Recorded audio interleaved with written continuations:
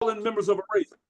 And we know we can reclaim the fallen members of our race because of what happened to El Hazmi Shabazz, Malcolm X. Malcolm X had went to prison. Malcolm X was having some challenges and some problems in life. But what did he do? He transformed. We have a lot of brothers and sisters who knew how to transform. And so we helped them transform, and we transformed the fallen members of our race. So when you talk about out of grace, yeah, call it like it is. Prostitutes, dope fiends, carjackers, and everybody that's involved with crime have to be reclaimed because they're the fallen members of our race. And yes, you're right.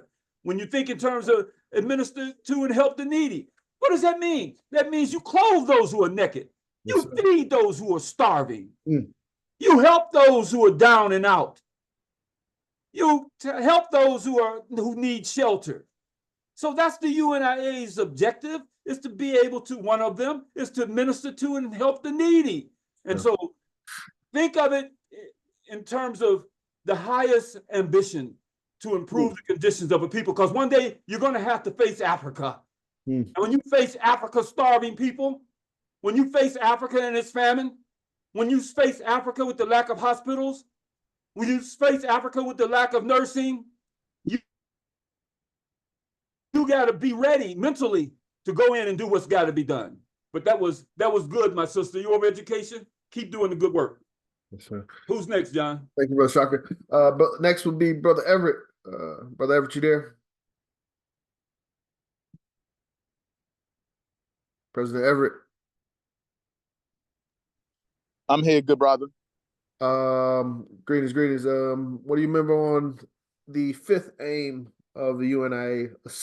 What was previously assist in civilizing the backwards tribes of Africa? Sorry, I'm at an event, but we're on it was changed, right? It's not backwards anymore, correct? Well, they took the entire when you look at your latest constitution, that and the entire line was taken out, but the intent was to take out the backwards part. So assist in civilizing tribes of Africa. What was the intention we discussed? I got you. Philosophy. But I do believe in Message to the People is stated something like it is the Negro who must help the Negroes to help the African Negroes to achieve civilization and prepare him for a new Africa.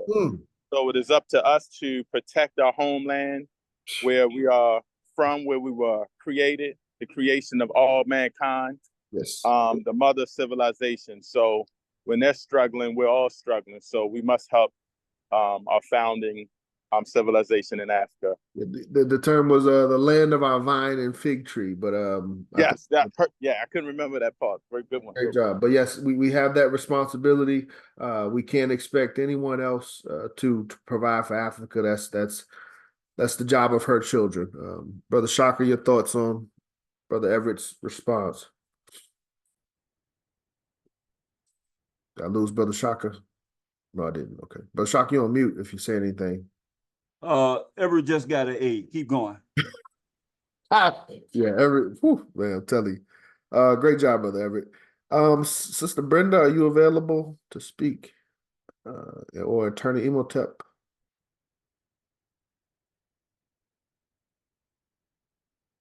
Sister Brenda, Attorney Imhotep. Brother Imhotep here. Greetings, Attorney Imhotep. We were going through the course of Africa. Well, we're being quizzed on our knowledge of the course of African philosophy as it relates to the aims and objects of the UNIA. So we were going through what has been documented as some of the original objects of the UNIA and discussing our understanding if the aim has changed, what it means now and how it applies and how we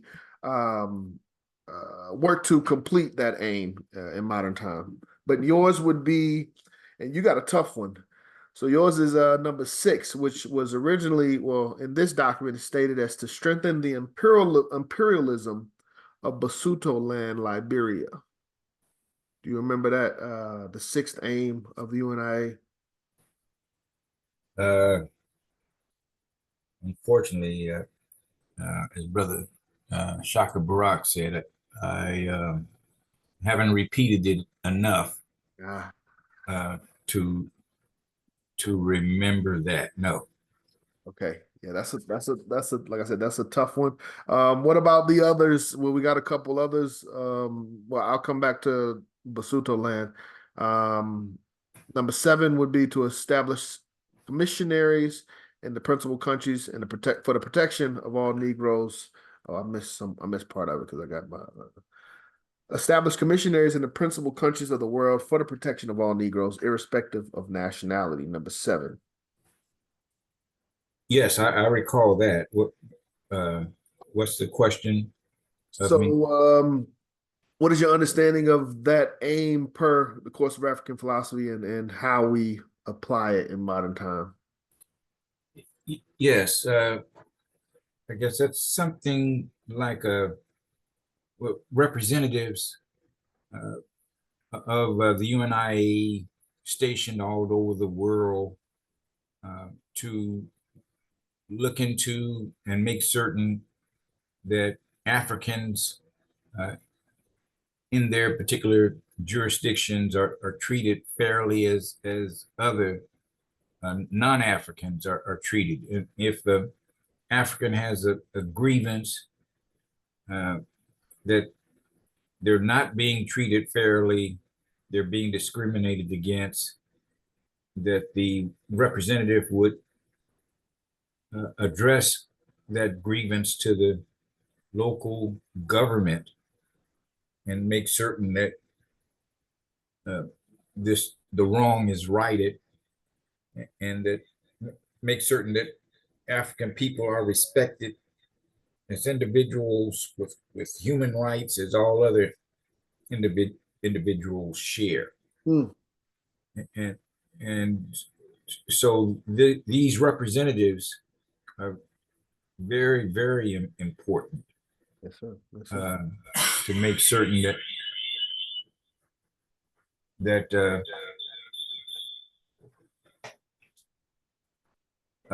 forgive me, I guess this is background. Make certain that the rights of African people throughout the world are justly protected and honored. Yes, sir. Yeah. I think that's pretty fair. Before Bro Shaka, before you speak, yes, I like what you said in regards to jurisdiction. When we look at our Constitution, the first thing that our ancestors put in, one of the first things that we put in the Constitution was jurisdiction, and our jurisdiction is anywhere where Africans reside, where individuals of Negro blood reside. So for us to have universal organization, there needs to be universal representation. So everywhere there's a community where our people are, there should be a representative, and that's what we kind of understand objective number 7 to be. Brother Shaka. Yes. Brother John, these objects and aims, they've been around for a while, of course. And when I first got my first Constitution, I read them and I said, these are mine. I made those aims and objects mine. And so whenever I had a chance to talk about any of them, I did. I was the 3rd vice president of our division, the 2nd vice president of our division, the 1st vice president of our division, and all the time using these objects to open up our meetings, because what else am I going to talk about? The preamble and the objects. I mean, there's a lot of things happening in the world, but you can talk about anything inside of the African world by grabbing a hold to these objects and aims. And sometimes I noticed that people had a problem with that 5th one. Oh yeah, the backward. To assist in civilizing the backward tribes of Africa. Yes, sir. And so I had to consult the Honorable Marcus Garvey. What do you mean civilize the backward tribes of Africa? Yes, what sir. do you mean by civilization? So let me take you to what he says. The Negro has not yet built his civilization. He hasn't built his cathedrals. He hasn't spanned his rivers, nor linked his continents. He hasn't established his commercial and industrial march. He hasn't felled his trees, the giant oaks of the forest, nor has he cleared the wilderness. He hasn't laid the foundation of nations. He hasn't expanded in the domain of empire, yet he says he has nothing to do. He said, if you can understand the almighty force of the white man, you will know that he represents a terrible force in the world, a force that has been made by his superior intelligence. His science, his arts, his engineering is a terror to the man who has done nothing yet. If you can contemplate these things and realize that your civilization must go beyond him, you can understand what I'm talking about when we say civilize the backward tribes of Africa. Your civilization must project a thought in the world, and if you are to be the people that we want you to be, you will have to surpass what man has done by doing what you can do. What the Negro has contemplated under the program of the UNIA is to project a civilization that will surpass the programs of all other men. So when we say civilize the backward tribes of Africa, we're not trying to put our people down. We're saying we want to take you to a higher level. Look at what's happening in Sahel. The former French colonies have gotten together, 3 of them, Burkina Faso, Niger, and Chad are getting together. Now Senegal's talking about breaking away from France and kicking armies out and so forth. But what will they have to do? They've got to get the technology. They've got to be able to educate their people. They've got to be able to feed their people. They've got to increase the agricultural output within their nation. So the point is that we're not putting them down when we say that. We're saying we want to take our people to a higher level. And when we say civilization, we don't mean like show you how to use a knife and fork. We're talking about building train tracks from one end of Africa to the next. We're talking about putting airports. We're talking about draining the swamps. We're talking about getting rid of the mosquitoes. We're talking about doing the things that are necessary for our people to grow and our people to prosper and to eventually have that empire the Honorable Marcus Garvey said we must never lose the urge for. Thank you, my brother. Yes, sir. Thank you, Brother Shaka. Thank you for that background. Thank you.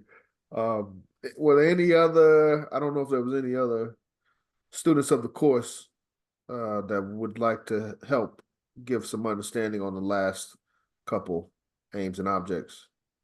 Well, if not, his brothers and sisters been hanging around the UNIA for as long as you've been a member. Longer, I'm sure. Read it and ask our brothers and sisters, would anyone like to tackle the last 2, 3? Gotcha. And so we got 3 left. Actually, 1 isn't listed, but we'll go to the 2 that are listed, and the next one is a good one because it's the way it's documented. So this would be originally aim number 8, to promote a conscientious Christian worship among the native tribes of Africa. Anybody want to take? Originally, conscientious spiritual worship. Exactly. That was the first thing. But, you know, it's good. In other words, if we are an organization whose motto is one God, we ain't got a problem with conscientious Christian, conscientious spiritual, conscientious Islamic, conscientious, you know, whatever. But you got to have something because the enemy uses his Christian worship to go against the rest of the world. He asked God to help him to defeat his enemies. We ain't been to war yet. We don't know what it's going to require when we have to send our troops into battle. And so whatever was for me, because I'm a Garveyite, whatever was good enough for the Honorable Marcus Garvey is good enough for me. And when I joined the UNIA, I had some kind of concerns, but I sung the same songs because I knew that's the song the Honorable Marcus Garvey sung. I prayed the same prayer because I knew that's what he prayed. Those are the songs that he sung. And it was successful. So if we think we can do it without, let me tell you what he says. He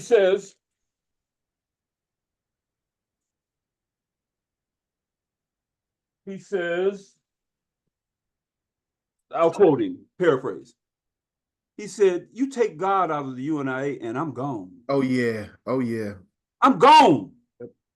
Because he knows that you ain't going to be able to get this thing done unless you apply the forces, the systems that are already in place. I mean, we ain't going to build an empire much different than the empires that have been built. We ain't going to fight a war much different than the wars that have been fought.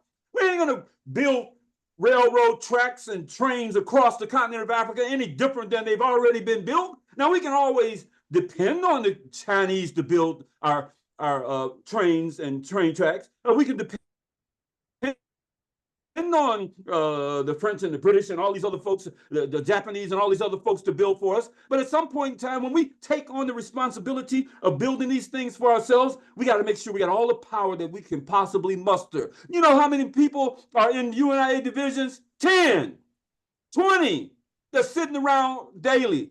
But you know what's happening in the church? You know what's happening in these mosques around the world? Tens of thousands of people come there because they want God on their side. And they want us to make sure we uphold it just like we got it. And if it ain't good, if it was good enough there was a song they used to sing. It's good enough for me. So if it was good enough for the Alma Marcus Garvey, it's going to be good enough for me. So we want to turn our people to Christian worship. Why? Because in Christianity and Islam, there's some principles. Do unto others as you would have others do unto you. I can work with somebody that believes in that.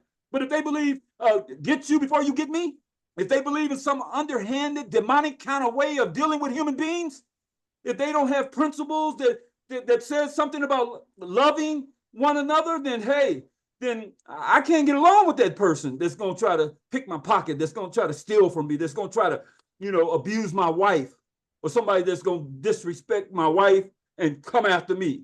What kind of values do you have? And hopefully we all have the same kind of values of growing a love for Almighty God and look for the best examples in the spiritual world to guide us. Let's wrap up. Yes, sir. Do you have somebody that can deal with established universities, colleges, and schools for the racial education of our people?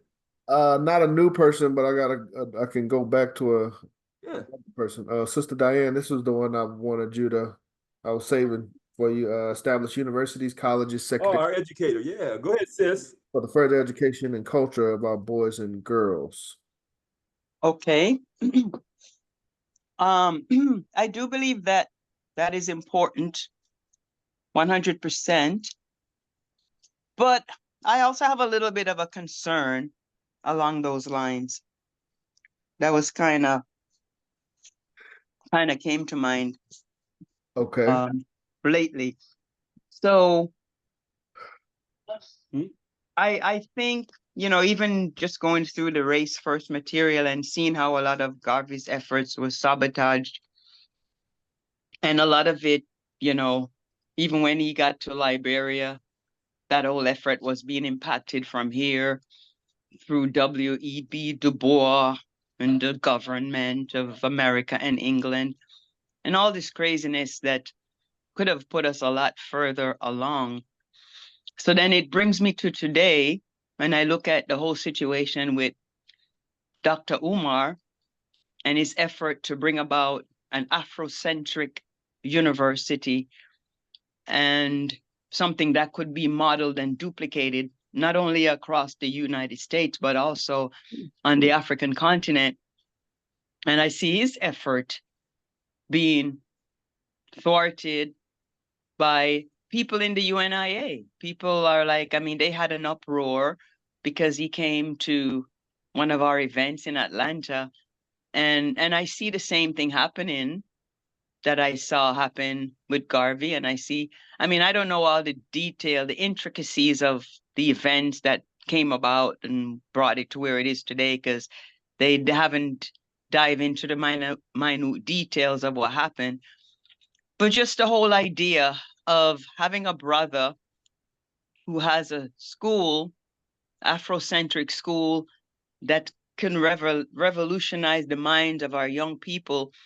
He should have had 10 schools already, not still pitter-pattering and trying to get one off the ground. And the entire UNIA should have been a force to be reckoned with in terms of that school being up and running. And now we're having similar schools on the African continent. We're employing teachers and we're employing people that it takes to make a school run properly, functionally, optimally.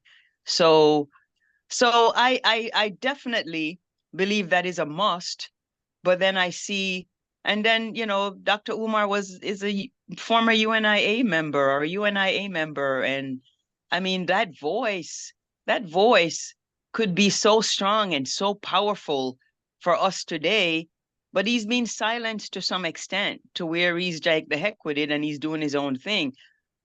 But I think of that and I see the importance of it, and I think of these other little things, and it kind of bothers me, and I'm trying to think, what do we need to do? Because I Okay, mean, yeah. I'm glad you brought it to us to help you figure out what you should do. First of all,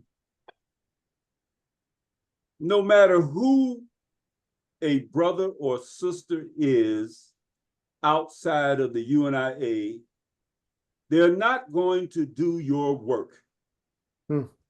They're not going to do your job. They're not going to build your schools. They're not going to build your universities. If they build a school, if they build a university, it won't be yours. You'll be on the outside looking in. So, Brother Umar, let's wish him well. But our salvation does not depend on whether he wins or loses. Our salvation does not depend on whether he builds a school or just keeps talking about it for the next 30, 40 years. Because we wonder sometimes, is there anything more than talk to that? And sister, sometimes you got to consult with your leadership in your division if you don't understand something. Ask them, because they're close to the situation. They're close to the leadership at the top, if you will. And so they can go and ask those questions. But don't ever side against the UNIA or side against the UNIA for somebody else, no matter who they are outside the UNIA. Now they come back inside the fold, and we're welcome to come back inside the fold. But we ain't going after each other because there's a misunderstanding with them. That's one. Two, is that sometimes the administration has to make decisions. We don't know all the details. All we have to do is just mind our own business. Stay busy doing the work that we're supposed to do. Because again, we're not sitting around just waiting and to be reactionaries. Something happens over here, we're gonna jump on that. Something happens, we like it, we're gonna cheer it on. Or we're gonna get into the Trump and Biden. Two crackers representing two cracker organizations, and we're about to have a heart attack. Worried about, is Biden going to stay in the race? Is Trump going to win? None of them mean us any good. Now, Marcus Garvey wouldn't have his members sitting around here worried about them two fools. He would be talking about, hey, you want your political union? Biden. You want to have your own organization, your own political power? You know, I mean, even Dr. Kwame Ture, I mean, he was a part of the All African People's Revolutionary Party. You want your own party thing? Let's not worry about those that are on the outside, because if you don't focus on the work that you have to do, guess what? 10 years from now, just like Umar, you won't have nothing either. You won't have a school. So yeah, it says establish universities, colleges, academies, and schools for the racial education of our people. Why? Because if you don't teach your children, and you can teach up under the tree, you don't have to have a building. You don't have to own one of these buildings that the white folks done threw away. You can teach up under the tree, but you teach your children so that they'll come back and serve you. If they go out to the white man's institutions, they're going to serve him. They're going to hate you. They're going to turn their back on you. So we have to make sure every level of education, we begin to train our young people. And we have to also understand that, sisters, you all are the first teachers. You're the first teachers. School doesn't start for your children when they enter a classroom. It starts when you're rocking them on your knee and you're saying, you know, I love you. When you're singing nursery rhymes that you create, when you're showing them pictures of our heroes and our sheroes. It starts then when you're saying poetry to your child.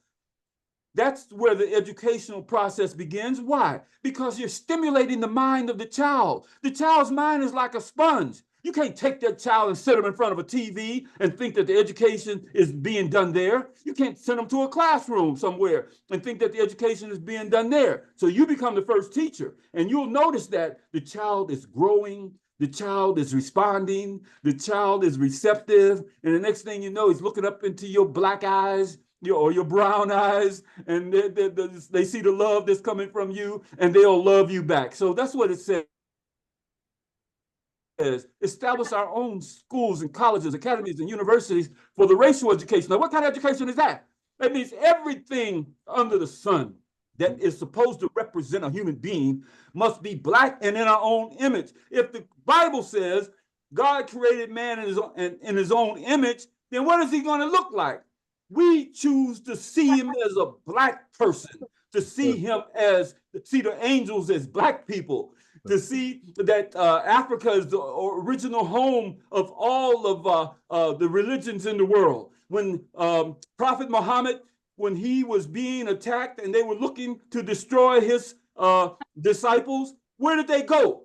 They went into Egypt. Where did Jesus go when they went to destroy the baby? He went into Africa. So, because he was an African. So I'm saying, brothers and sisters, when we talk about racial education, everything that is of significance has to be seen from a black perspective. So whether it's spiritual or whether we want to love, you want to love somebody, promote the spirit of pride and love. So you want to put it on a relational level, relationship level. Who is the black man supposed to be loving? Is it the white, blue-eyed, blonde-haired white woman? Who is the black woman supposed to be loving? Is it the blonde-haired, blue-eyed white man? No. The black man. The black man. Tell me about it, sister. So I'm saying racial education, that's the kind of education that the children have got to get. If they're going to marry a woman one day, she must be black. If he's going to marry she's going to marry a man one day, he must be black. And we have to think in those terms all the time. And so that racial education must come from us. And it starts in the home, and then it spreads into the other levels of their learning and other ages of their life, so that when you get through, you have had a child that said, Mommy, when I grow up and get married, the daughter says, I want to marry somebody just like Daddy, because Daddy was black. Or, Mommy, Daddy, when I grow up, I want to marry somebody just like Mommy, because Mommy is black. But you don't want a child growing up and saying, hey, you know what? Hey, Dad, guess what, Pops? When I get older, I want this white skin, blonde hair, blue-eyed woman. Who taught him that? If you didn't teach him that, then it's the miseducation had to come from somewhere. Make sure you always stay ahead of the game by teaching your children to love themselves, and everything else to take care of itself. Thank you, Sister Diane. Don't worry about Umar. We got it. We love him too. Yes, sir. Yes, sir. Thank you, Brother Shaka. Thank you, Sister Diane.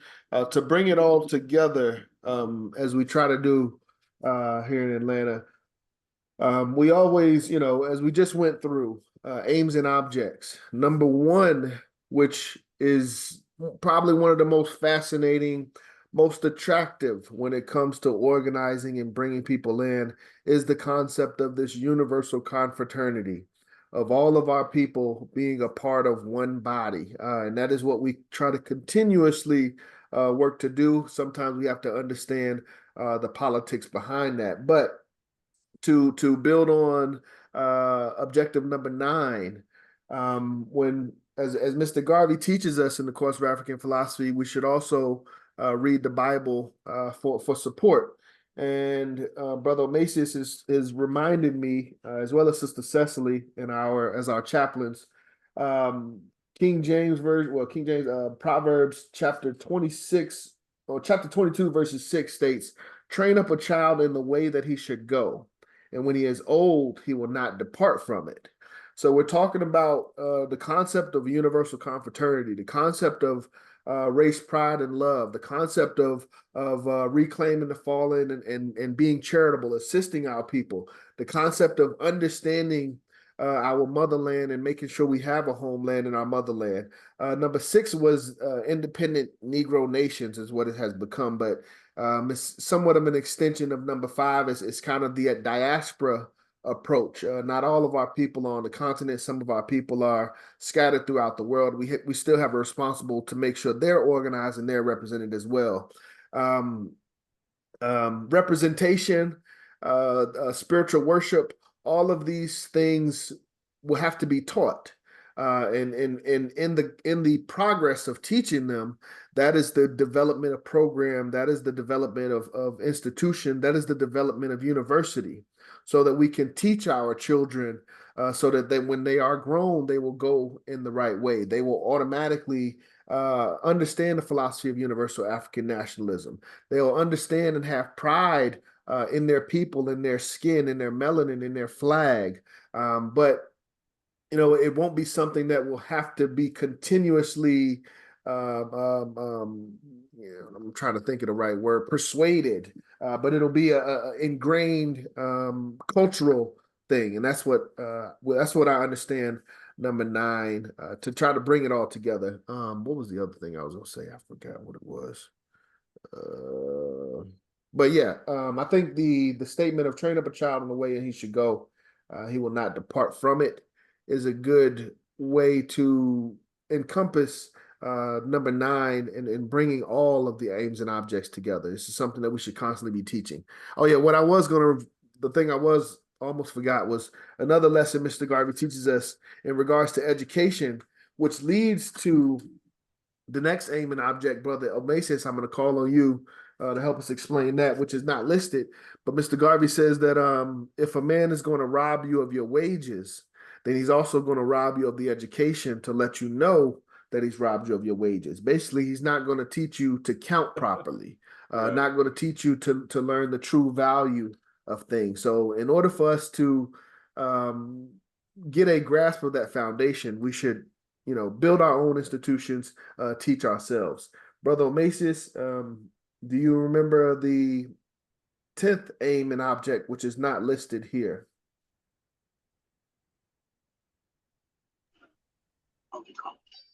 Yes. Hold me 1 second.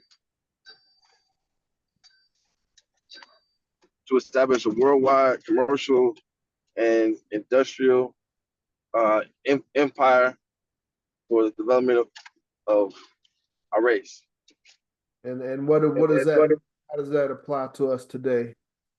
Well, we have to focus on building a foundation for our people, and that foundation starts at having resources that we need for our quality of life, and that quality of life comes from access to materials, access to housing, access to oil, access to cars, access to travel. If we choose to leave that access to other individuals to open and build things that are going to be for the benefit of us, then like said, we can't depend on others. So every institution that's out there that affects our lives, we must be involved from what I think of as vertically integrated. We must be involved from the creation to the table of every institution that's out there, so that the peace of mind, the self-reliance of our people can be injected into them. Without confidence, we're twice defeated. And right now, the confidence that comes from knowing that we create everything for ourselves, we have to implement that in our people, and that will also help us all understand our unity, because we'll understand that the true value is in each other. The true value is in the fact that we are the ones that's creating this thing, and now this fiat or any gatekeeper that comes between that, it loses its value, and the value of each other raises, because we are actually, it's our hands that is the greatest asset, and not any other gatekeeping tool that the white man owns or creates. Understand. Thank you, Brother Mason. Brother Mason got the 21st century perspective. But yes, thank you, Brother Mason. As Mr. Garvey explains or elaborates again in the course of African philosophy, I believe it's lesson 18 and 19, commercial and industrial transactions or intercourse. Enterprise. Okay. But he basically, as Brother Macias said, controlling that entire process from tilling the ground to acquire the resources, to refining the resources into something that can be brought to a commercial market, and you know, selling those resources to those in need, to you know, stimulate our economy. And to look at that process from an Afrocentric perspective of when we look at what we control as a people and what we control as an African people, and when we look at the resources on the continent and what you know the continent provides to the world, if we can organize these resources and organize this economy, we have that obligation as members and leaders of the UNIA. Part of our, you know, a fundamental component of our liberation has to be economics, and that's where Mr. Garvey touches on that with objective number 10. Brother Shaka, anything that you wanted to say on objective number 10, the economic aim? Our brother Clyde Banks is the Minister of Industry and Labor, and he certainly has come to us and shared a lot of ideas on things that we need to do. Brother Clyde, would you like to speak to that object among the objects and aims? President Clyde, you there?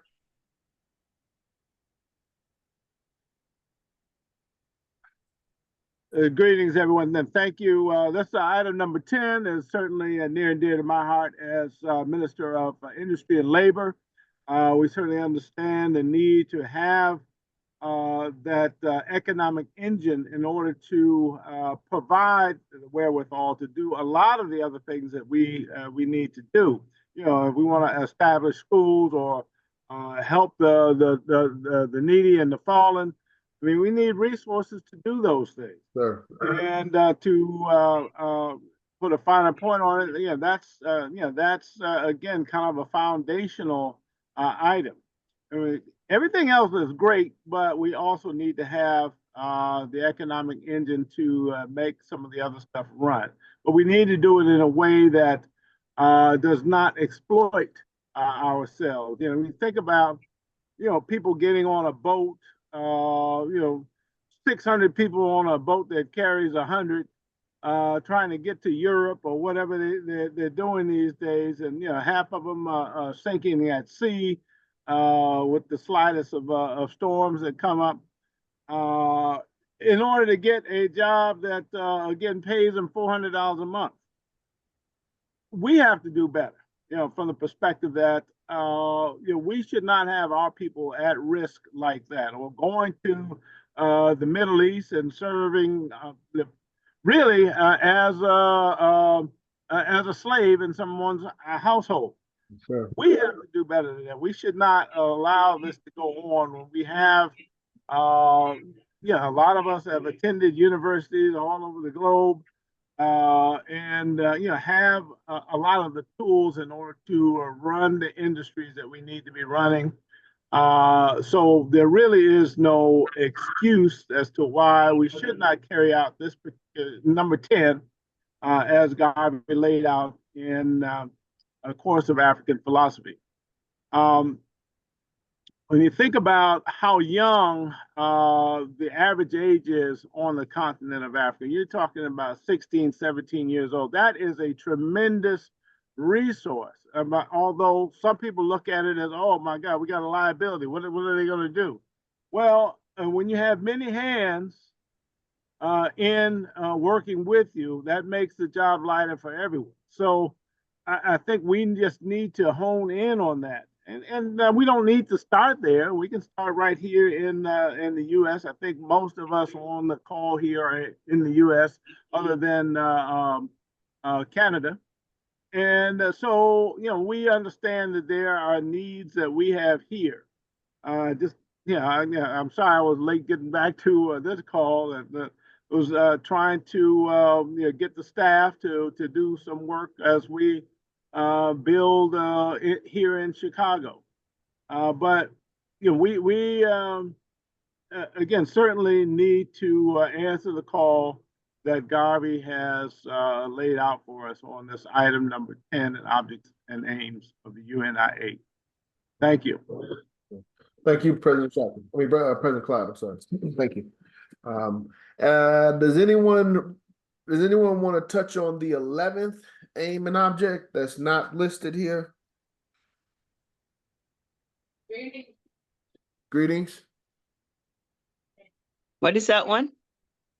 Does anyone know the 11th aim and object? I think if I could take it, this is Brother Clyde again.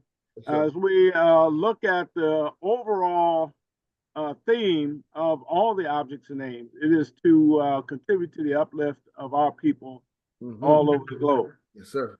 And so that is, I think, the summation of all of these objects and aims. Yes, sir. You should have that as an overarching path that you're following as you go about your day-to-day life. What are we doing? We say raise first, but what does that mean? This is what it means. Yes, sir. Yes, sir. Thank you, President Clyde. As Garvey has in this message, et cetera, et cetera, et cetera. In the course of African philosophy, I believe Mr. Garvey uses the words, "There's always work to be done in this endeavor. Leave no stone unturned." But as President Clyde said, the summation of all of the aims and objects. As I've explained it in my youth, the way I understood it, it was the catch-all of anything that's not listed specifically. So going to visit our elders, it may not be listed specifically. Taking care of the children, it may not be listed specifically, but doing everything in all communities where our people are is definitely listed, and that would be included in those items. So when you look at the totality of the aims and objects of the UNIA, one of the things that I always ask people, and as we talk about the UNIA, promote the UNIA, I challenge people to find something there that we need that's not listed. And you won't find it because 11 touches on that. Brother Abdul, you got your hand up? Oh, Abdullah, sorry. Abdullah. Yes, Brother John, race first, family, and happy UNIA Day as we celebrate the founding of our glorious organization. Sir. Well, I just want to just quickly comment on that 11 objective and aim. I think you said something in regards to what is race first, and then you elaborate on some of the things on what race first is. What I was going to say was, I think that objective is the main objective of why we do what we do as Garveyites. Because to say you're race first means first and foremost you love yourself. You love the African that the Creator created you as. And by loving myself, that means I have a undying love and appreciation and support for my people worldwide. Yes, sir. And so, for example, this morning when I woke up, right before I came on the Zoom, there was a brother looking for support, for his music. I knew the brother, so without hesitation, I sent him a contribution. That to me identifies the work that we continuously do as Garveyites and as African people. Regardless of whether or not we want to do it, we're called to the task and do it, and we show that support. We show it through the course of actions of which we implement each and every day. And so that objective for me is just continue to just support our people. Brother Shaka said it earlier. we have to continue to uplift and go after those that are considered the lowest of our society, the lowest of our people. And by continuing to lift them up the best way that we can, everything that we do as Garveyite serves as a purpose, and to not only just achieving that aim, but also continuing the work and why we became Garveyites in the first place. And that's all I want to say, Brother John. Thank you, Brother Abdullah. All right, that concludes this portion of aims and objects. It is 2 o'clock. Let me see. I want to take a moment. We're not going to take a break, but not necessarily unless we need to. But I do want to take a moment to, as Garveyites, request assistance from the audience, and make sure, you know, in addition to acknowledging this day, commemorating this day, acknowledging our ancestors, we continue to make sacrifices. We continue to contribute to the UNIA. So I've got 3 links up here that I know of that are easy ways to contribute and to donate. First would be the UNIA-ACL parent body. They've got a Cashapp $ UNIA-ACL. Second, I have Atlanta Division's contribution links. So PayPal be $ UNIA 421 fund FUND. We also have PayPal, paypal.me/UNIA 421. And to make contribution or to contribute to Chicago, you can contribute to their PayPal, UNIA Chicago 429 @gmail. We have a responsibility, you know, to continue to seek resources and seek support. So making sure I fulfill those responsibilities and those duties while we honor the founding members of this great organization. These are the same things that they had to do, was make financial sacrifices so that we could, you know, honor them 100 years later. So please continue to do that. Next item, and I'll put those I'll drop those in the chat in a second. Next item that we got is Booker T. Washington and Marcus Garvey. We were going to touch on some of their correspondence centered around. Brother John. Yes, Brother Shaka. I just don't want to go past those objects without making something absolutely clear. Yes, sir. That what we want to do is not what Europe and the white world wants us to do. This is a battle. Yes, sir.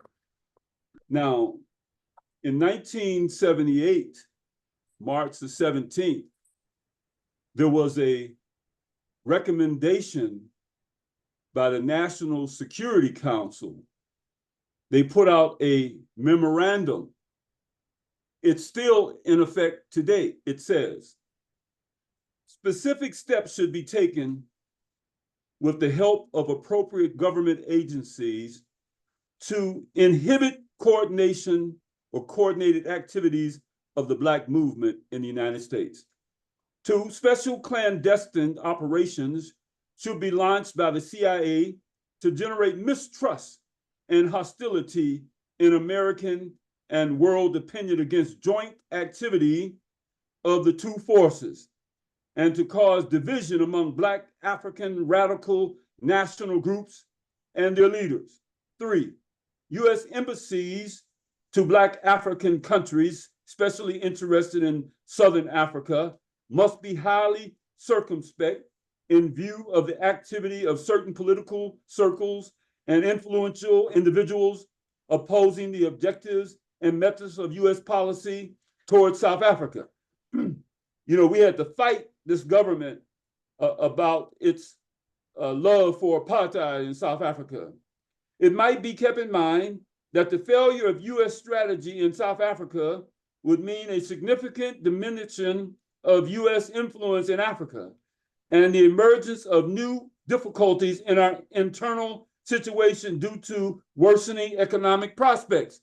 In other words, the United States was banking on apartheid. They had built a cozy little relationship with the apartheid system. Lastly, it says the FBI should mount surveillance operations against Black African representatives and collect sensitive information on those, especially at the UN, who oppose US policy towards South Africa.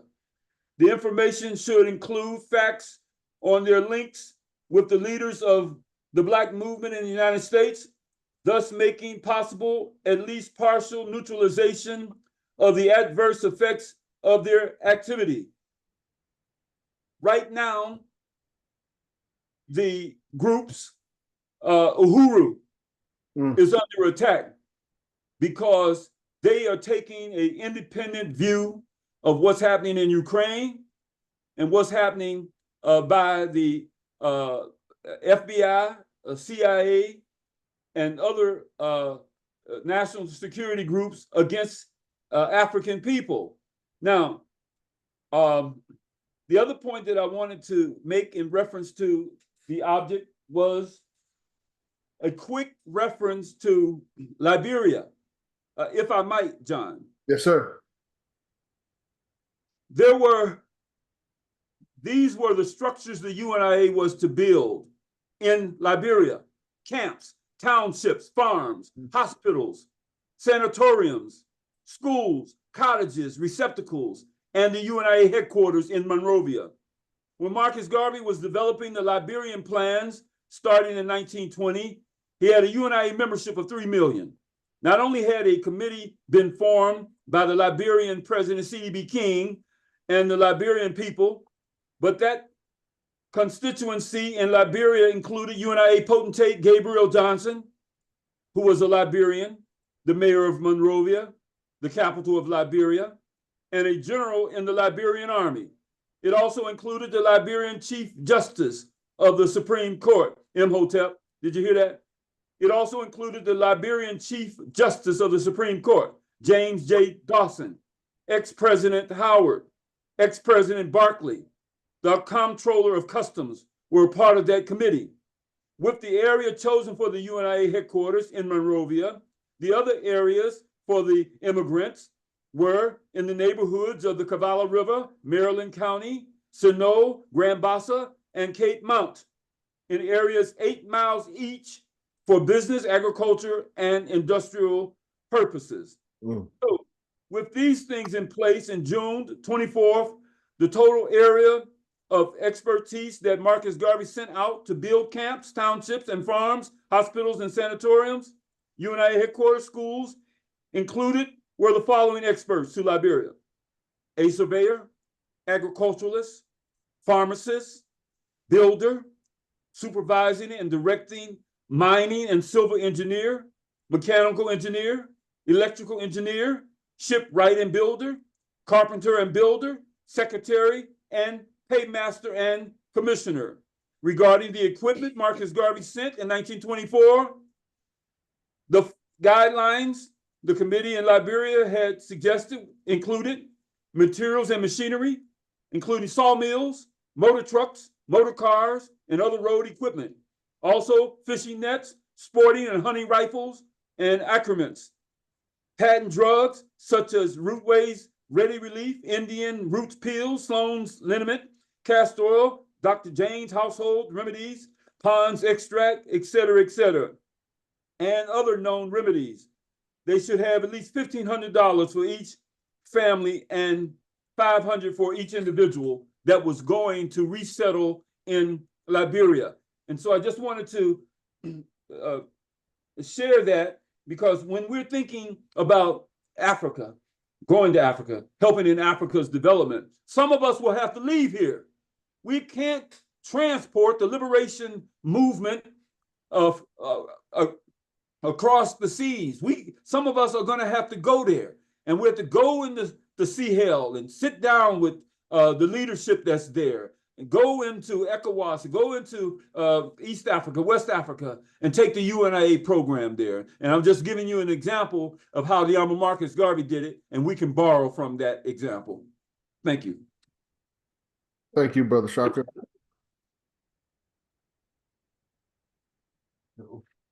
Making a note for contributions really quick. Okay. All right, let me.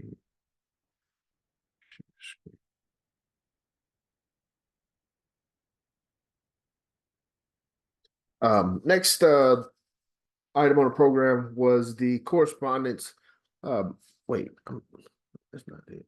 Correspondence between Booker T. Washington and Marcus Garvey. I'm gonna look at the letters that I was able to find and see if they are in context with what we were looking for. Let's see.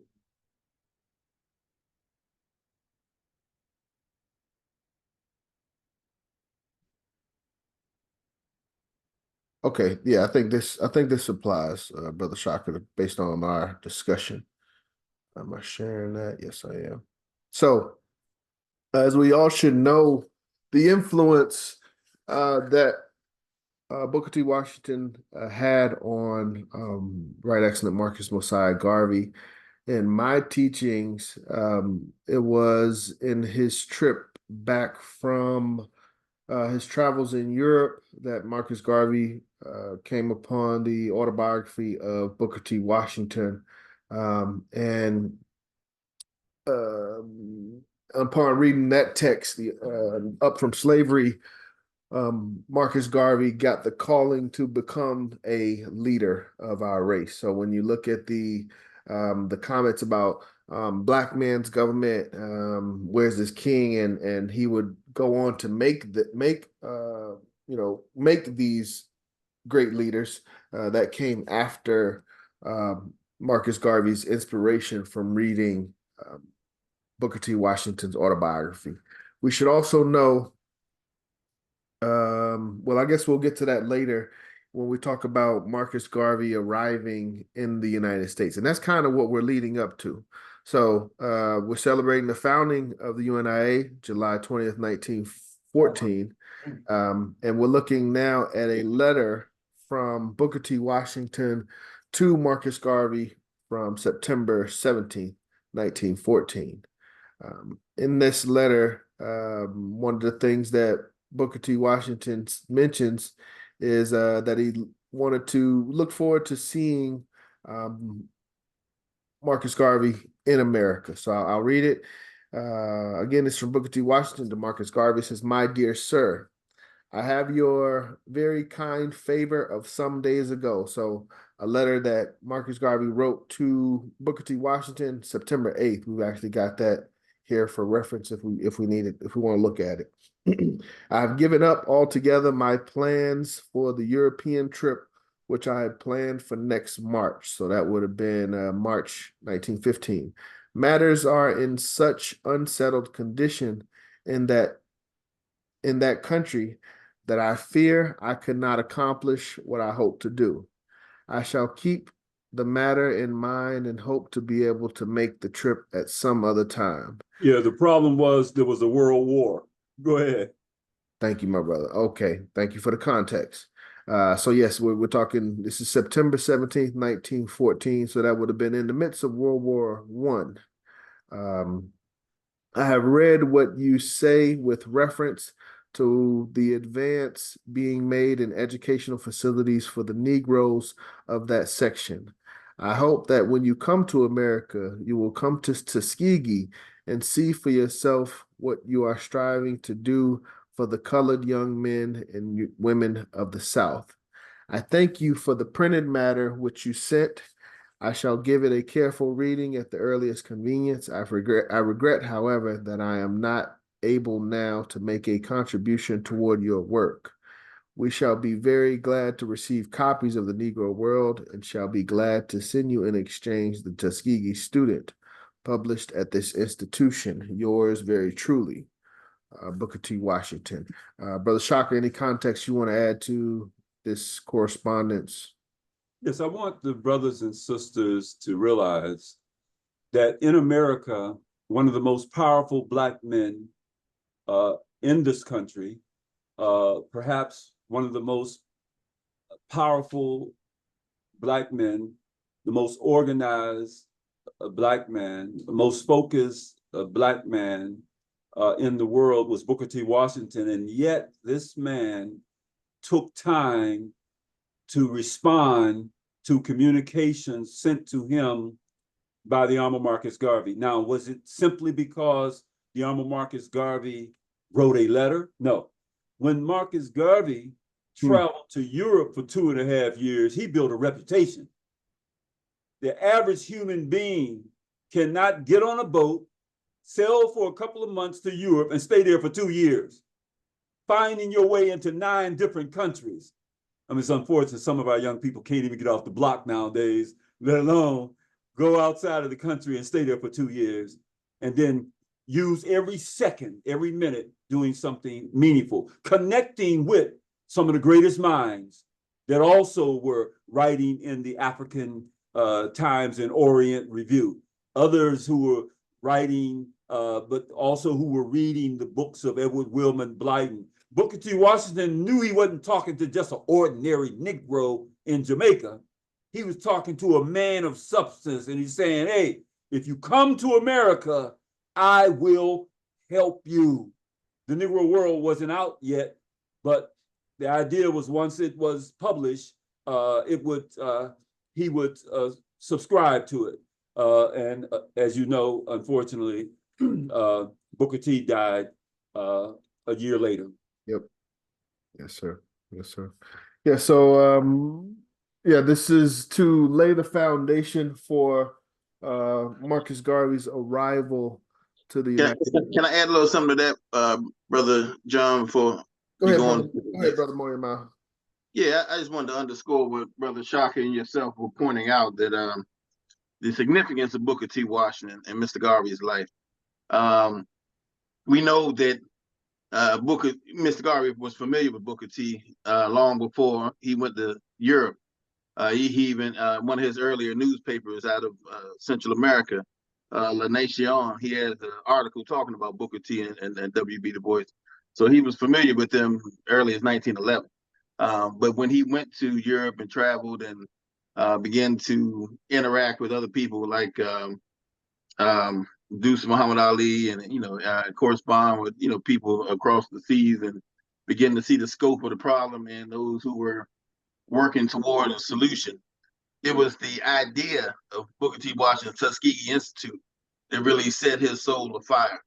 Yes, Mr. Garvey was inspired by God and the ancestors to come up with the greatest movement for improvement that ever exists. But it was when reading Booker T. Washington's Up from Slavery, the importance of that not only was, his life was compelling, etc., but the idea of having a school that was able to teach a generation of people just up from slavery how to build a nation. Everything they needed, from farming to construction to whatever tools we needed to build in America. What we built, in America, we could take that, transfer that same knowledge collectively to wherever we wanted to build our own communities, to build Africa, to build everything else. But it was this nation building school, like concept, that set his brain afire, that gave him that epiphany that he eventually used to, construct this association. And you see later on that he, often talked about Booker T. Washington the Great. He set up the Booker T. Washington University in New York. He named one of the ships, the greatest ship that we produced, the General Gwethels, after the Booker T. Washington. Booker T. Washington was significant, and unfortunately, he was replaced by an informant of the FBI, or the Bureau of Information at that investigation at that time, and Robert Moton, and people like General to the War Department, Emmett Scott, and others. But even in the relationship of Booker T. Washington's contemporaries, like John Edward Bruce, like William Clarence Matthews, like Timothy Thomas Fortune, who all were working in conjunction with Booker T. Washington, these became the elders of Mr. Garvey. And so the whole Booker T. Washington Tuskegee machine, that was a more progressive African nationalist minded group, they followed Mr. Garvey because of his profound respect and understanding and of Mr.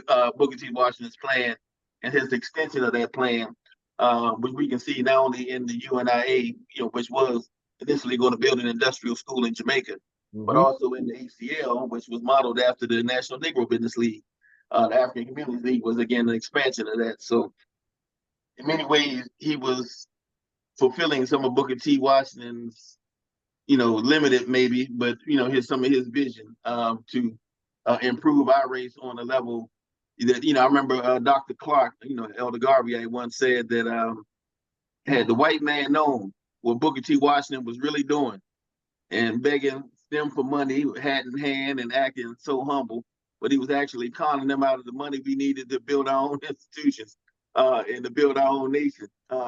They would have killed him on spot had they known what he was doing. And so Mr. Garvey kind of peeped the plan and said, but we didn't have to go through the white man to get money. Mr. Garvey realized if he can share the message and compel the people to do for themselves, and build institutions as Booker T built, that we can do everything we need, get anything we want, accomplish everything we will. So Booker T was a crucial part of Mr. Garvey's mental development and understanding and inspiration to accomplish all the greatness that we are celebrating today in the founding of this great association. So I just wanted to bring that little tidbit to the conversation. Thank you, Brother Moyama. In closing on that, reminded me, Marcus Garvey does have a brief, I guess, essay on titled Booker T. Washington's Program. I find it on page 56 of Philosophy and Opinions, volume 1, but talks about a brief, very brief discussion of what I would consider evolution or the expansion of Booker T. Washington's program. Not necessarily criticism, but just, I guess, modernization of that program. Okay. Let me see here. Let me get back to my PowerPoint.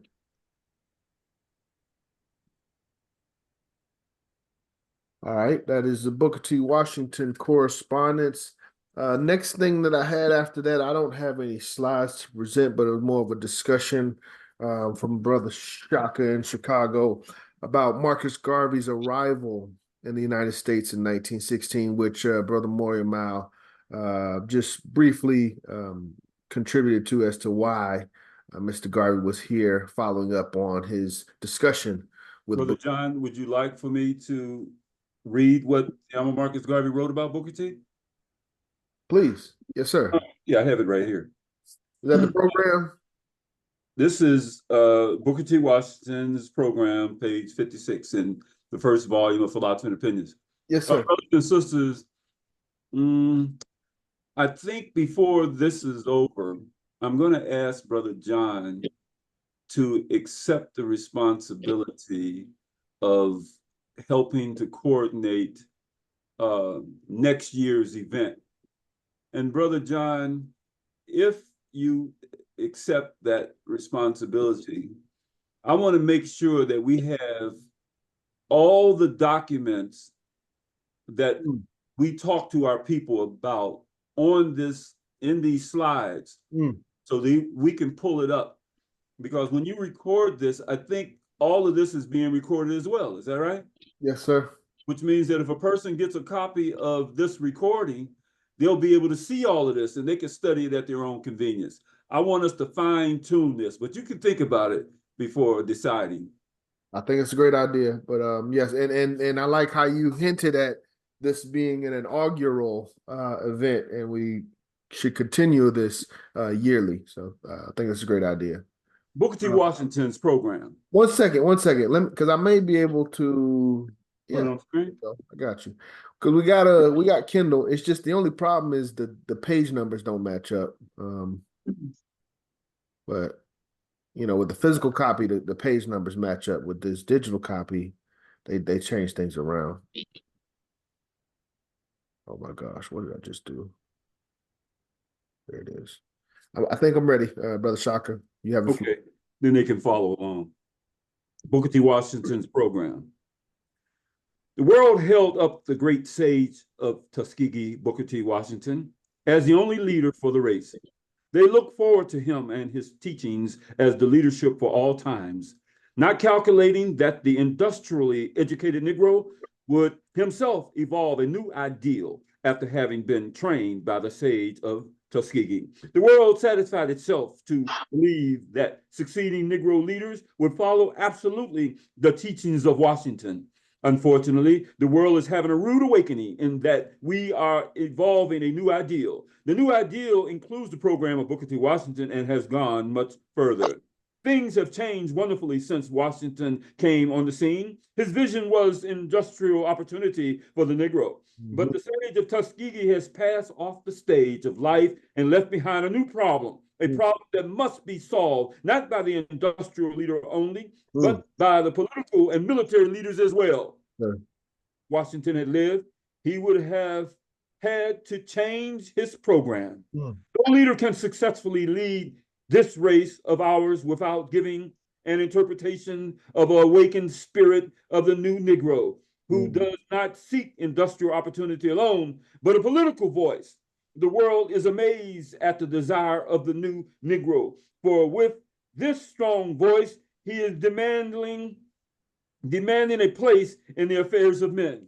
Now, as some of you know, Booker T. Washington was limited in what he taught because he was in the South, because of Jim Crow, because they would not have given him support for building an educational institution for his people if he also aspired for political or had political aspirations.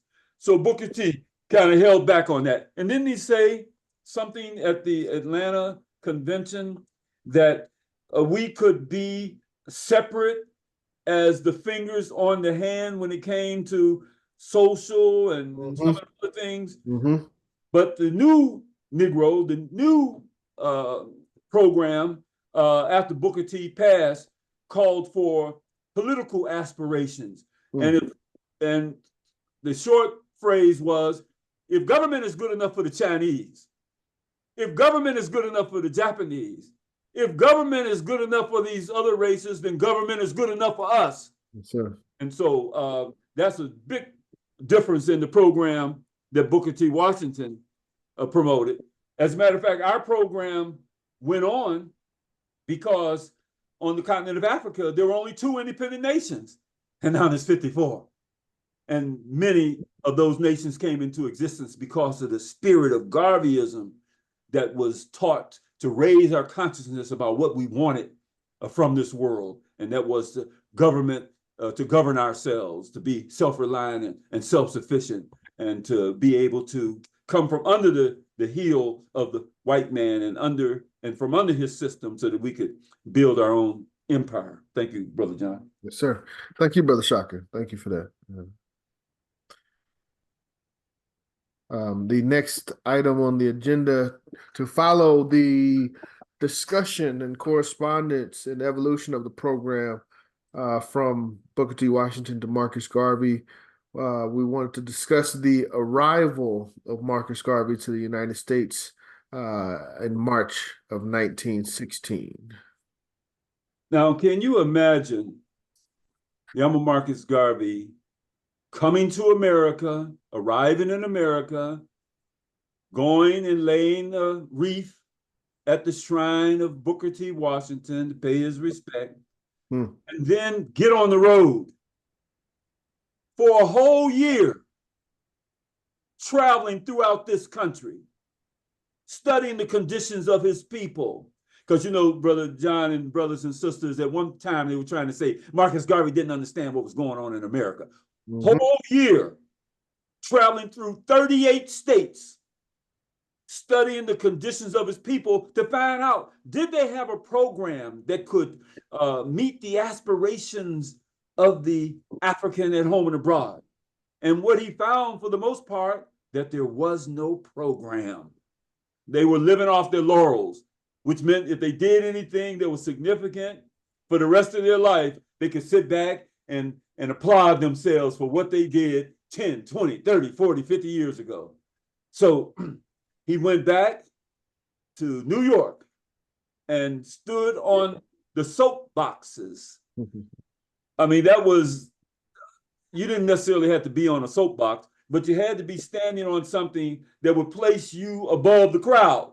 So it was on these soapboxes, if you will, where he began to throw his voice around corners. He was able to articulate his point of view, and he was bold about universal African nationalism. He wasn't playing with it. He wasn't gentle with it. He wasn't soft with it. He wasn't no punk with it. He talked about what the real needs of our people were and the consequences if we didn't pursue them. And what are the consequences? It's a life and death matter. He saw it as a life and death matter, and those people who he surrounded himself with had to see it as a life and death matter, but they didn't. The first group that he organized, they, of course, end up being broken up because he didn't want to stay in America. He wasn't here with the intent on staying. His plan was to go back to Jamaica. In fact, the report that year showed the officers were still in Jamaica. Yes. They broke it up. He organized again. And the politicians and the crooks, they broke it up. And so the 13 got together with Marcus Garvey and said, you got to stay, man. Because we can't deal with these people. We don't have the character to be able to fight them. They put fear in our hearts. We need you to stay and be the president of our division, Marcus Garvey. And he stayed. In 3 weeks, 2,000 new members. 3 weeks.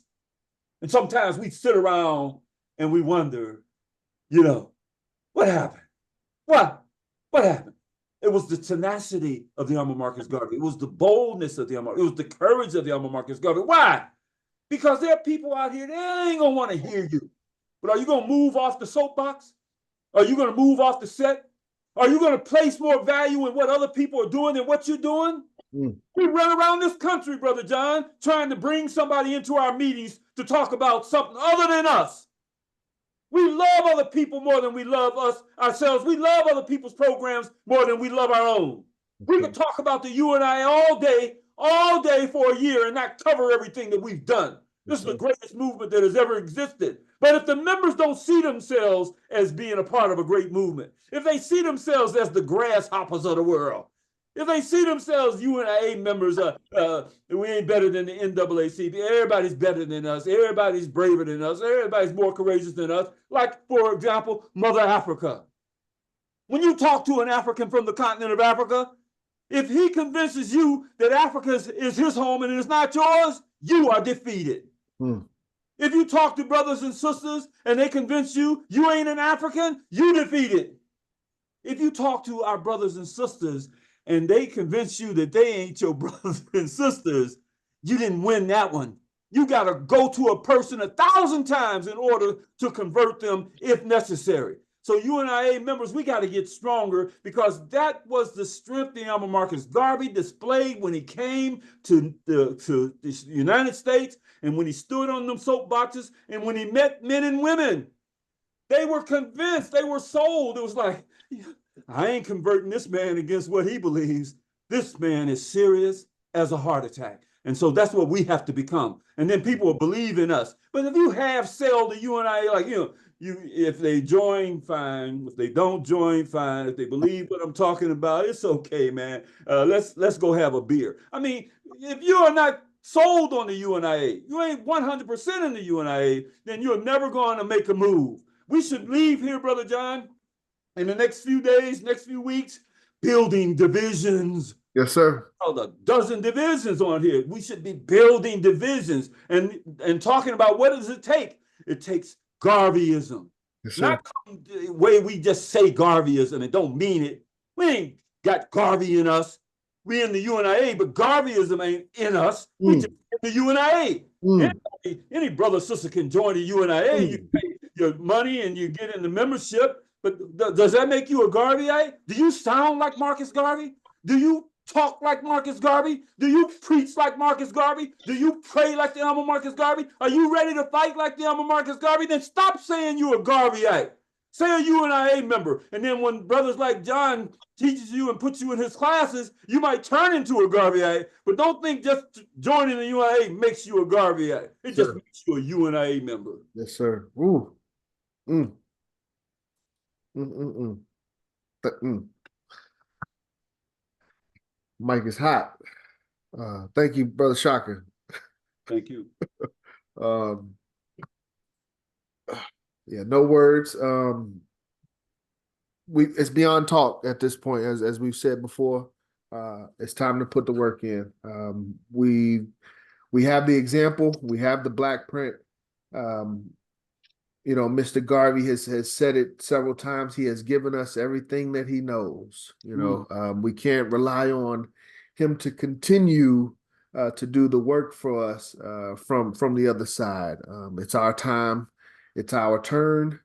So we need to put our boots on and get out here and build these divisions, as Brother Shaka reminds us. Thank you, Brother Shaka. Thank you. Okay, so yes, fiery spirit. We must maintain that fiery spirit that Mr. Garvey had when he arrived in the United States, when he traveled the 38 states at that time. Brother Everett, excuse me 1 second. Yes, sir. Where is Everett Winchester at? Baltimore, 106. No, where is he at? Is he on here? Yes, he is. Unmute yourself, Everett. Brother Everett. Brother Everett, you there? Teaching moment. When we were in Atlanta with you, Brother John, and the members of your division, I served as the master of ceremonies. And I had a point, it reached a point where I needed to send a clear signal to the membership. And Brother Everett and you and many others here are younger than I am. So I called on Brother Everett to come to the podium. I asked him to come to the mic, and he came to the mic. And I asked him to close us out. We're not getting ready to close out, but I asked him to bring us the motto and bring us the slogan. And this youthful brother, he came before our group, and without hesitation or reservation, no sign of weakness permeated from his countenance. He seems as if he walked to the podium as if a soldier was walking on the battlefield, a soldier armed and equipped to face the enemy that he was determined to destroy. So in our behalf, Everett spoke the objects and aims in such, the motto of the UNIA and the slogan in such a way that the power emanated from that presentation of his. And I would just be so happy at some point in time that Everett could deliver that motto and deliver that slogan for this audience. Thank you. Yes, sir. I believe Brother Everett is tied up. I tried to call him, but he's not able to answer at the moment. Well, get one of your students then. I need somebody this is a teaching moment. I just want them to do the motto and the slogan, but with some fire, with some enthusiasm. Sister Diana. Miriam. Oh, you volunteered, Brother Miriam? Yes. Well, I'll accept the nomination, but I know Shaka already know my fire. And yeah, he's looking for some qualifications from Atlanta. I gotta provide. Sister Diane, could you? Or Brother Mason, I see you coming off mute. Brother Mason is stepping up. I see you, Brother Mason. Come on. Thank you. Let's leave. Sister Diane. Or Sister Diane, yeah. Thank you anyway. Thank you anyway, Sister Diane. Okay. My leader and my teacher and my mentor he would never let me get away with what you just did. With the sisters? He called on us to stand and deliver, and you better not disappoint him, because you're watching the man who was taught by the man. Yes, sir. And so your leader is here. President John is here. He is the moderator for this event. He asked, could you handle it? Now, Brother Morimas, she passed the baton to you. And you know, when it's time, it's time. And you're called upon, and the people are listening and watching, and they're looking for some inspiration so we can get off of this talking phase and get into that walking and producing phase. We want to be inspired to do that. Oh, well, I can handle that then. Well, the motto of the association, and if you are wearing the colors, you can put your hand on your heart or your fist in the air.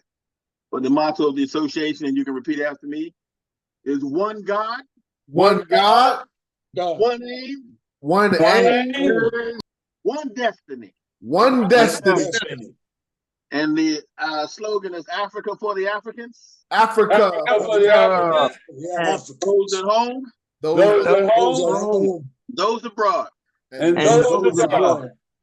And since we talking about Mr. Garvey coming to the States, if I may say something quickly, I wonder if we really thought about that the audacity, the courage of a man to go travel to a foreign country and go there and establish an African world empire in the citadel of white supremacy, to actually go to someone else's country and build the largest black mass movement in the history of the world. Right there, and set up, in fact, the Black House right down the street from the White House. When the KKK was marching 25,000 deep down Pennsylvania Avenue in Washington, D.C., this man had the audacity to accept the interview. Most Negroes would have ran for their lives at the thought of the KKK. Mr. Garvey was a bold, courageous leader who was able to set up industries all over the country and outside the country. He had 6 million in the U.S. and 6 million outside the U.S., organized and ready. And when you talk about the 400 million Negroes of the world, if you think about it, and I want y'all to think about this for a second, at the International Convention in 1920, and this is after 2 successful Universal Mass Conventions in 1918, 1919, but where 5,000 people showed up. But when we planned the 1920 convention, 25,000 delegates packed Madison Square Garden to capacity. And it was alleged that another 15,000 were outside the Madison Square Garden listening in as standby delegates. Now, 15,000 and 25,000, somebody help me, is how many? 40,000. Now, in order to be a delegate at the International Convention, it wasn't enough to just pay a membership dues in the UNIA. You had to have signatures from 1,000 people in your neighborhood saying that you represent them, that you're fighting on behalf of their interests. And then you can come to the division or to the convention and participate as a delegate. So if you got 40,000 people and they all got 1,000 signatures, 40,000 times 1,000 comes to how many? 40 million. Now, if 40 million is not a representative of 400 million, then Mr. Garvey was able to organize and have represented at the International Convention in 1920, and I don't know what is. If that ain't a plebiscite, I don't know what is. If we had more right to do everything that we do, that so-called Black national anthem that lift every voice and sing, well, I'm damn that. The Universal Ethiopian anthem is our anthem. The red, black, and green flag is our flag. We don't need to sing that, Black patriotic crap that integrationist James Weldon Johnson, that hymn he calls an anthem. That's not an anthem. It has no flag. That NAACP, which some in the UNIA say it stood for nothing accomplished after considerable pretense. That's not what we represent. We represent universal African nationalism at its finest, because we are the continuation of the brainchild of the most honorable Marcus Garvey. Yes. And his brother Shaka say, we got to show it, not only in the talk, but in the walk, because we can't count yesterday's points on today's scoreboard. So we want to encourage people to join the Garvey movement. We got to show them why they should join, because look at how good we doing. Look at how happy and strong and successful and confident and full of pride and love that we are. And if we can show that, then they're going to want some of that too. You know, so it's all about walking the walk. You're definitely not a Garvey just because you joined the UNIA. You know, you're not a Garvey because you read a little bit about Garvey. Hell, white folks can read about Garvey. That don't make them Garveyites. You know, you're not a Garvey because you know some Garveyites and you hang around some. A lot of people hang around doctors, don't make them surgeons. You know, you got to actually practice Garveyism. And practicing Garveyism is like practicing medicine, practicing law. That's when you become a lawyer or a doctor. But it's not just all in the talk, it's in the walk. So anyway, I know I'm preaching to the choir, but sometimes you get filled with the spirit of Garveyism, you just got to say something. Yes, sir. Yes, sir. No, that's why we're here. We need those reminders. You know, sometimes we get complacent or we get too comfortable in our knowledge and we forget to put it into action. So we want to, you know, make sure we remember the founding of the UNIA, the sacrifices of our ancestors, and remember what we need to be doing today to continue this legacy. Next item on the program is another fiery moment in Mr. Garvey's life. One of several is the 1920 the first International Convention of the Negro Peoples of the World. So got some slides, well, a slide to touch on that. This is an old slide, just bear with me. So first thing is this was the first Negro Convention, first International Convention of Negro Peoples of the World, held in 1920. It was held in Harlem, New York. This convention was all throughout the month of August. So from August 1st to August 31st, our ancestors worked together, slept together, ate together, sacrificed together to provide for us several great documents, but the convention itself is historic on its own. But let's see. Okay.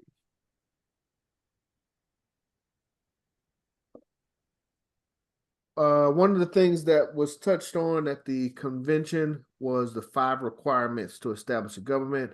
One is the plebiscite that was mentioned that took place August 1st, 1920.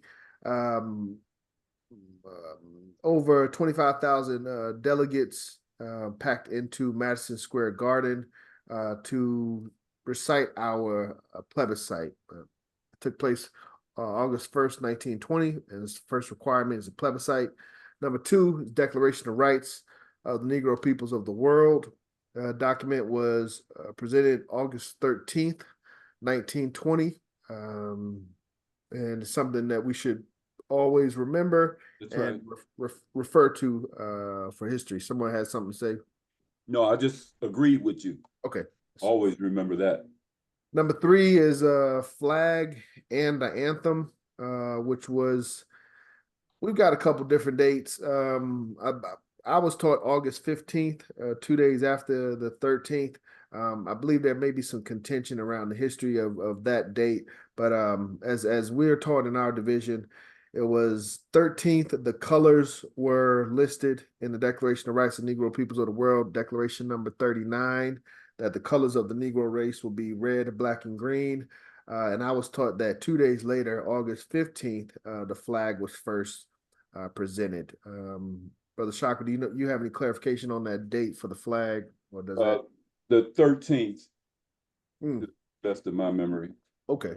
When it was unfurled. And that's ratified, not presented. Yeah, see, that's the, all right. Yeah, it was already our flag in the UNIA 2 years earlier, but it was at the 1920 that the world came together and ratified it, the Black world. So it's a difference, but along with the anthem, but go ahead. Understand. We're not gonna split hairs on 13th, 15th. 4th requirement is the Constitution. Constitution was originally created in 1918. The 1920 convention, I guess just, I don't want to say ratified, but solidified the offices of that, the offices that are listed in the Constitution. Without the convention of 1920, those offices could not be filled. So Fourth requirement is the Constitution, and the fifth requirement, as we've learned, is recognition from other governments, and that has been documented in the text from Honorable Tony Martin, Race First, that documents our recognition and relationship with other governments. So those one of the big takeaways for us, the 1920 Convention and the 5 requirements to establish a government. Brother Shaka, any context you'd like to add to the 1920 Convention? Yes, when if you brothers and sisters don't have a copy of the Declaration of Rights of the Negro People of the World, understand that these were Africans from around the world who came together to put this document together. And in it is 12 complaints and 54 demands. And the complaints, if you looked at them today, they would probably still be valid because of the things that are happening to our people around the world. So let me just share a few of those complaints. Thank you. Denied common human rights in public places. In the US, without a trial for a crime, men and women are lynched and burned by mobs. Land in Africa taken and people treated like slaves. Taxed without representation. Compelled to serve in the military. Jim Crow cars on transportation. Our physicians can't serve Black patients in white hospitals. Inferior schools and shorter terms for our children. In the West Indies and colonies, Blacks are denied appointments, nominations, and election to government. Not admitted in labor unions, not hired and paid lower wages than white men. The white man's injustice to Blacks before the courts of law in the islands and in the colonies is repugnant. Demands, we protest against all inhuman, unchristian, un-Islamic, un-Hebraic, and uncivilized treatment by the white man. I tweaked that one. We declare ourselves free citizens throughout the world and free citizens of Africa. And that is something you must remember, brothers and sisters. We are citizens. We are free citizens of Africa. So we're not going to have no argument and no debates about whether or not we're going to be able to go home. Yeah, home is waiting. We don't want to have to fight our brothers and sisters. Let's go there with a helping hand. Let's show the hand of kindness to our brothers wherever they and sisters, wherever they are in the world. And that'll get us over. So yes, there were 54 demands that are still valid today. So when brothers and sisters talk to the UNIA and they wonder, why are y'all still fighting? Because all the demands haven't been met yet. All the complaints have not been addressed yet. You know, in 1915, there was a bill, a congressman who put a bill together called the Dyer Bill. This was the anti-lynching bill. The idea was that any white folks that lynched Black folks would have a federal crime against their record. The Dyer Bill was never passed. Here we are, 2022. What they did do was they came up with the Emmett Till anti-lynching bill. 2022. In other words, almost 100 years before you got a anti-lynching bill that says that it will be a federal offense to lynch a Black person. And why didn't they want to have a bill that would be a federal crime if it was violated? Because they said, well, Black folks are getting in trouble. Black folks are being lynched because they're raping white women. They lied to try to make it seem like they were lynching us and it was our fault that we ended up being lynched, and therefore they didn't want to pass a bill. And while we're on that issue, I don't know if there's any Republicans on this line, but let me tell you something.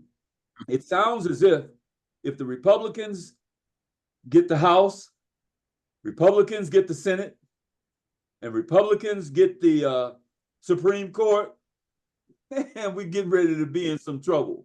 And the only way we're gonna get out of this trouble, and the only people, groups that our people will be able to turn to is us. Because all of these Negroes that have been running around here championing the Democratic Party, especially, championing the Republican Party, they won't have an answer for the white mob. White people aren't getting better. They're not getting better towards us. The white man of today is worse than the white man in the past. The only thing that the Honorable Marcus Garvey taught us about the white man of the past was that while you're jumping on the Klan, don't you know the president is a member of the Ku Klux Klan? The president of the United States is a member of the Ku Klux Klan. Several of them, most of them since the Klan came into existence. The governors, the police department, the military. So don't get caught up in whether or not the white man's got a white sheet over his head. If he white, the institutions that have been built has made him a racist. He can't help himself. And when you end up in a situation where you're totally dependent on him, he's gonna pull that rug from under you. We are going to fight like hell. I ain't gonna say we're gonna die. We're gonna fight like hell. But if we organize now, the fighting will be easy. We don't want to wait until the white man has went and got all his shotguns. The little 20-year-old got his, AR and driving through the neighborhood. We don't want to wait till we get into those situations where we hear, man, there's a rumor that they're getting some gas chambers. They're putting some, camps together for Black folks. About 100 got picked up last. We don't want to wait to that. So let us get into the UNIA and get Garveyism in us and do the work that has to be done. Thank you, John. Yes, sir. Thank you, Brother Shaka. Continuing the program. After we talk about the First International Convention of Negro Peoples of the World, one thing that I should be brief on is, as we approach 3 o'clock, 5 forces that worked against Garvey and the UNIA. We talk about the ambition, the organization, the business, the accomplishments, the establishment of the government. Why isn't the UNIA much larger today, based on the greatness and the accomplishments that Mr. Garvey was able to make over 100 years ago? And some of that is discussed in Race First by Dr. Tony Martin. We just consider them the 5 forces that worked against Garvey, as Dr. Tony Martin describes. First one he says is the United States government. So, I mean, if you look at the history, look at the records, look at the trial and eventual exile of Marcus Garvey, that is the United States government. We talked about it, briefly or recently. We were talking about Mr. Garvey was on trial against the against the United States, basically. Not any particular individual, but against the entire system, the United States government. So that must be known, must be made very clear. Number 2 is behind the United States government. Wait, let's stay with the U.S. government for just a minute. Marcus Garvey was shot. 2 bullets. Sir. Impacted his body. One grazed his head. The other one went inside of his leg. The man who shot him said, "The district attorney sent me to get you." As he's pulling off these shots into the body of the Honorable Marcus Garvey, he's saying, "The district attorney sent me to kill you." Now, district attorney is supposed to be a servant of the city, of the state. He would send somebody to kill another human being? Citizen. And then what did he do? The assailant, Tyler, he was thrown from the second floor of the prison to his death. He didn't fall and break a leg. He was killed. He fell to his death before he could be brought To trial. testify who sent him to kill the Honorable Marcus Garvey. Unfortunately, before the last shot could be fired into the brain or the head of the Honorable Marcus Garvey, the assailant was stopped.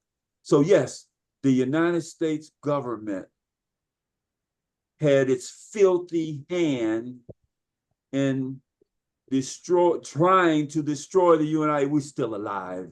I ain't gonna go that far with destroying, like we were destroyed. We're not destroyed. We're still alive. And we still have faith and confidence in the teachings of the Honorable Marcus Garvey and the principles of the Universal Negro Improvement Association and African communities. What's the next force, Brother John? Next force would be the European powers. To my knowledge, the way it was explained, or the way I understood it, the European powers is the hidden hand of the United States powers. The United States is just a child of Europe, and that was part of the reason why Mr. Garvey went to Europe after his exile from the United States, was to address the forces head on. Brother Shaka, what is your understanding of that? He went to Europe in 1935 because when you're colonized by the Europeans and you try to go to a decent university, you go to Europe. Mm-hmm. The Africa's best students went to London for schooling. They went to Paris for schooling. They went to again, the European countries for their education. Mm-hmm. And there was where the Honorable Marcus Garvey met them. And he told them, go back to Kenya and make Kenya independent. Go back to Nigeria and work for Nigeria's independence. Go back to Africa and work for Africa's independence. So he was able to meet with them and encourage them to go back home. But the European powers, of course, were threatened by Garveyism. I mean, what did they say? I mean, they started banning the Negro world. Yes. Do you know that if we had been in the dope business, we'd have been the best smugglers in the world? Why? Because we had to smuggle the UNIA's newspaper, the Negro World, into Africa. Every time they banned us and told us that paper can't be distributed. They picking the paper up out of the mailboxes. They're picking the paper up out of the post office and burning them up and tearing them up. And we still got the message of the Honorable Marcus Garvey. We still got the Negro worlds into different parts of the world where they were banned because we smuggled them in. We took the papers, and my mentor said he would take the paper and wrap it around the bodies of sailors. And when those sailors got off those ships, they went and they took that Negro world to the people. And then the people, some of them were committed to memory. The message of the Honorable Marcus Garvey committed to memory, and then go into the bush.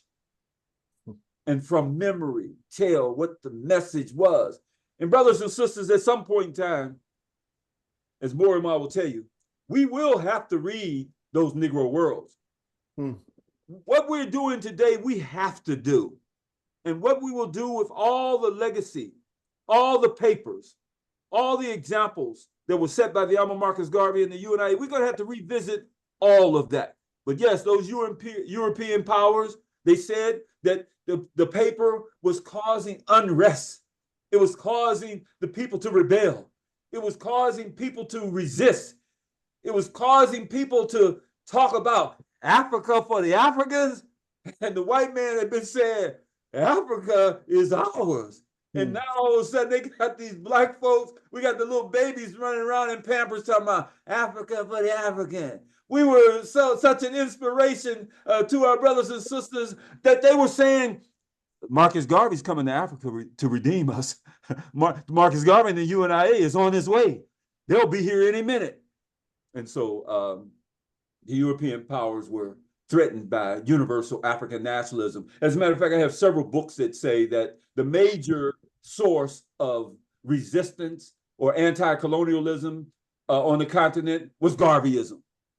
It wasn't some other folks trying to do some stuff. It wasn't just the religious community. It was Garveyism. And they can point to the examples where we were meeting with men and women from South Africa, and they were embracing our philosophy. From every corner of Africa, they were embracing our philosophy and taking it to the continent. That's why the door must stay open to the African Union.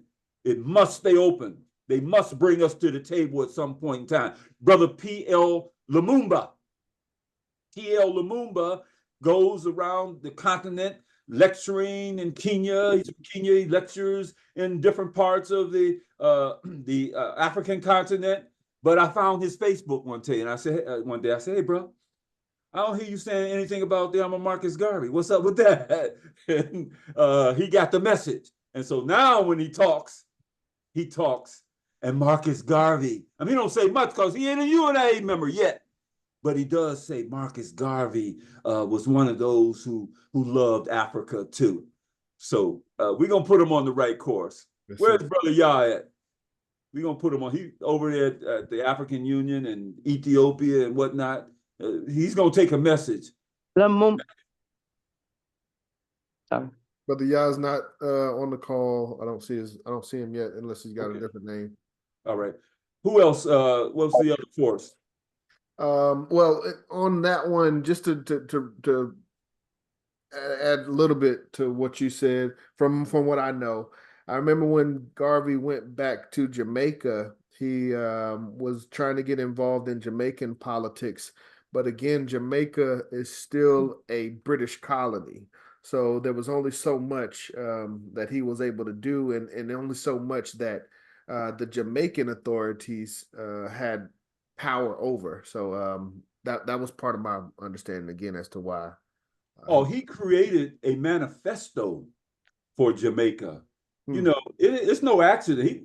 He's not the first national hero of Jamaica because he was born there. That work that he did when he left the United States and went to Jamaica, that laid the foundation for Jamaica. And so he gets credit for that. He went to jail in Jamaica. Yeah. Because he defied the judges and said that if they are found corrupt, they ought to go to jail. And so his work was profound when he went back to Jamaica, and his work was profound when he went to Europe. See, brother, I hope our brothers and sisters are reading more Philosophy and Opinions. That's volume 3. Got to get it. I don't care how much it costs. Steal it if you have to. I mean, not steal it, but liberate it. But it will show you that the work didn't end when he left the United States of America. He went to Jamaica and laid the foundation for Jamaica's independence. The whole Rastafarian movement, they living off of Garveyism. They see him as the John the Baptist of their movement. How do you do that unless you go there and you have an impact on the people of Jamaica? He went to Europe. Yeah, he moved the headquarters to Europe. And there, he did the work. He continued to do the work. To go to the League of Nations, United Nations. I mean, the man, here's what he said. I never stopped working. I never stopped fulfilling my responsibility as the President General of the UNIA. So he died with his boots on. And you will do likewise. Yes, you'll stay in this organization. You'll stay focused.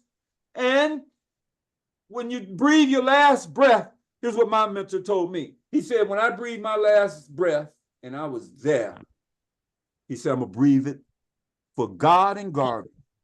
My last breath. So the Reverend Tuckers, the great men and women in the UNIA, they died with their boots on. And so did he. So his work didn't stop because he was deported to Jamaica. He worked in Jamaica. Then he left Jamaica and he worked in Europe. Yes, and he's working now. Yes, sir. Can't you see him in the storm, in the whirlwind in the storm? Even in death, I shall come back as a terror.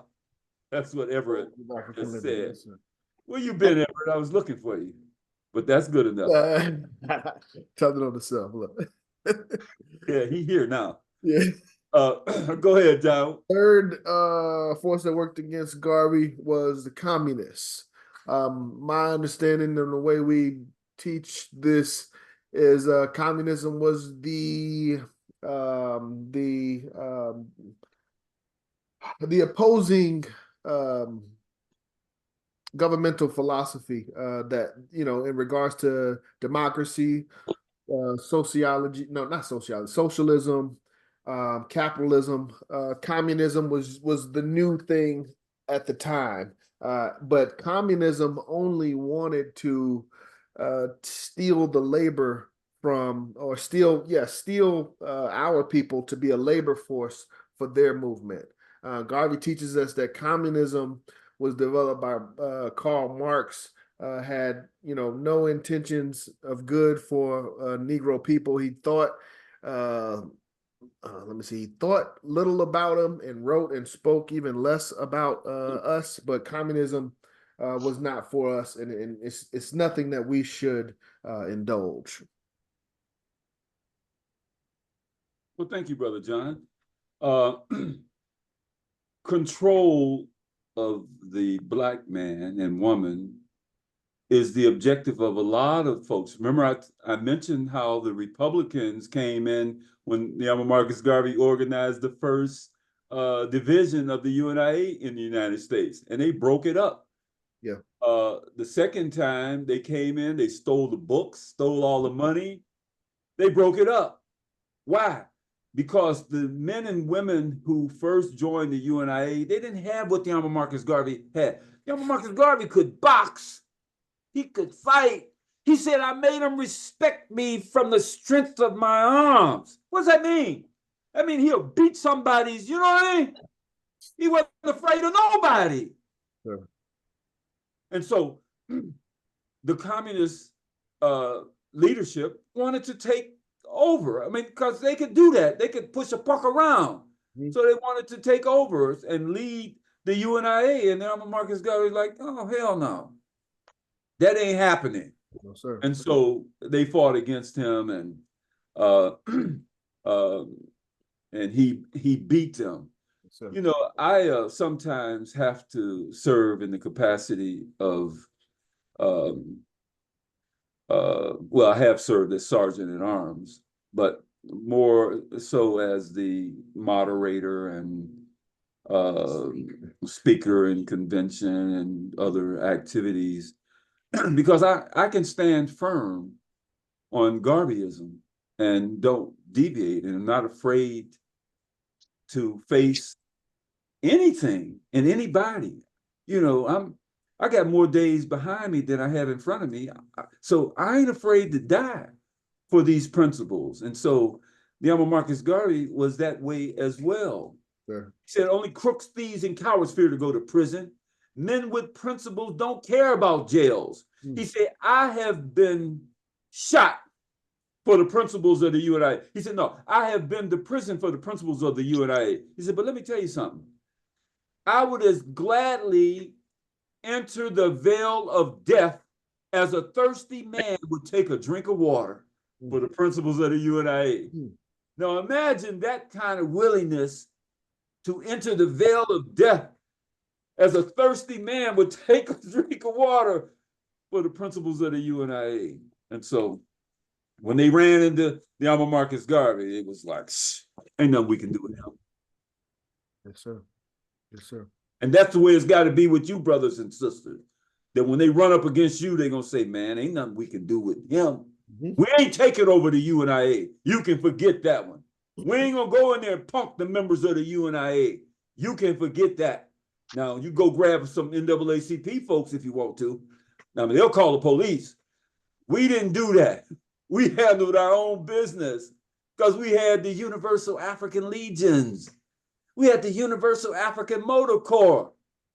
We had the Minister of African Legions teaching the African Motor Corps, teaching the Universal African Legion, teaching the boys and the girls. So we had the scouts, and we weren't afraid.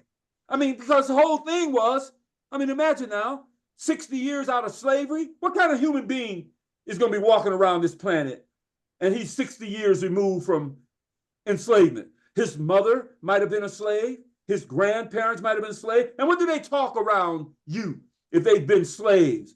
They talk about the slave mentality. They have the slave mentality. So the Honorable Marcus Garvey found these brothers and sisters around the world, and he took that wishbone out and gave them a backbone.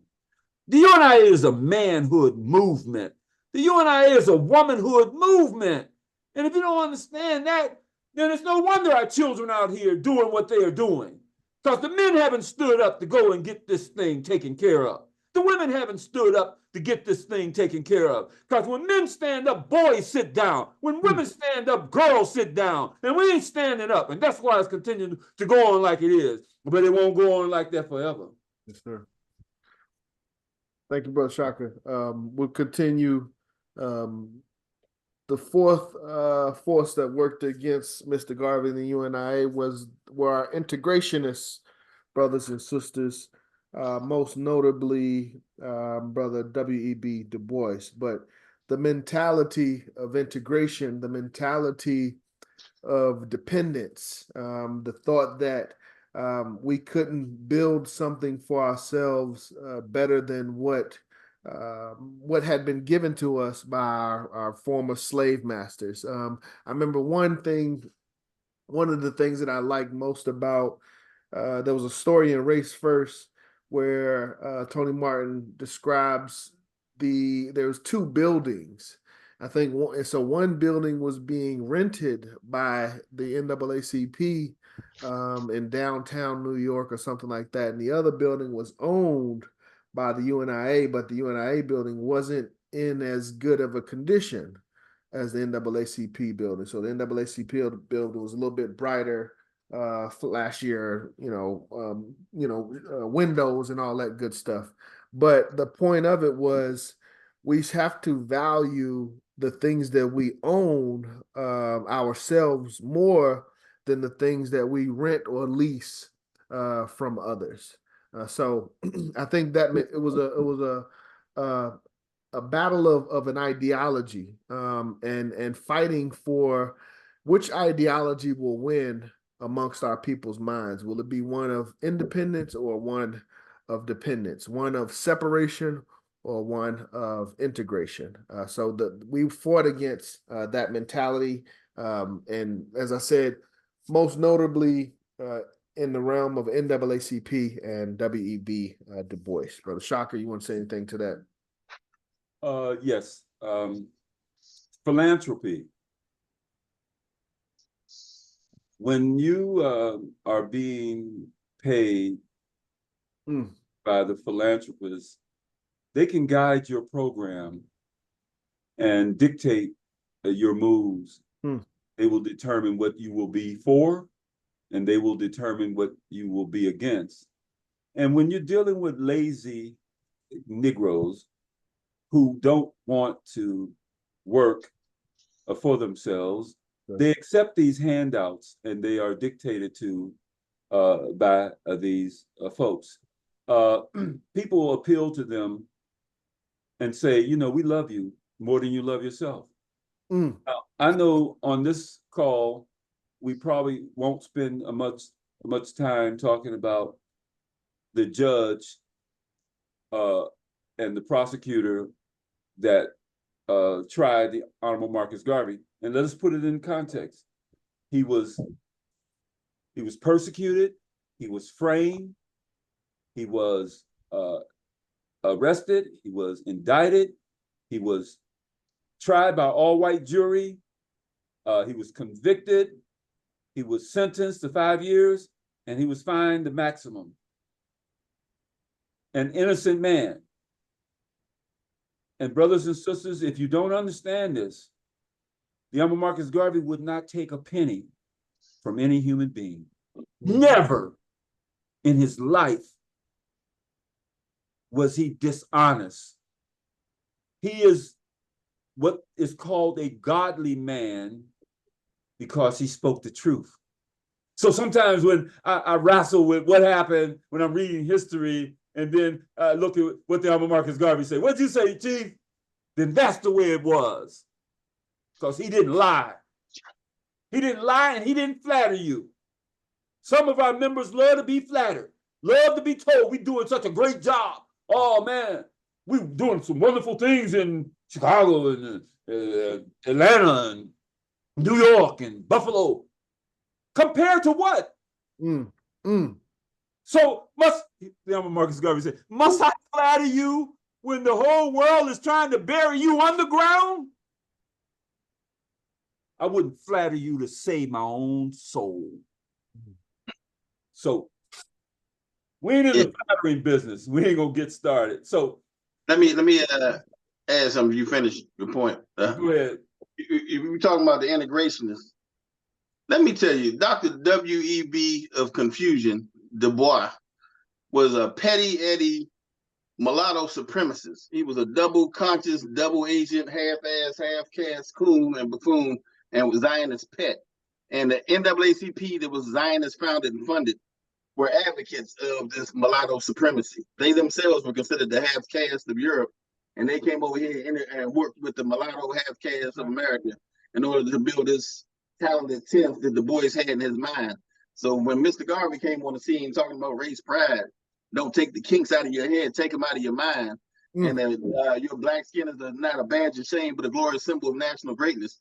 He disrupted their whole program. How are they going to be socially promote social equality? They were trying to reverse the browning of white America by whitening black America. And they were trying to integrate us into the white man system. They were really nothing but white men and black skin. So they had nothing in common with us whatsoever. They were the ones who plotted the most, if you ask me, amongst any group in the country and outside the country to try to destroy everything Mr. Garvey stood for.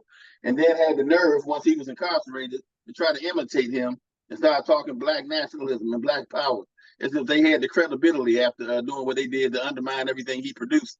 You know, so this was a dangerous, dangerous group then. They're still a dangerous group today in this so-called post-racial society.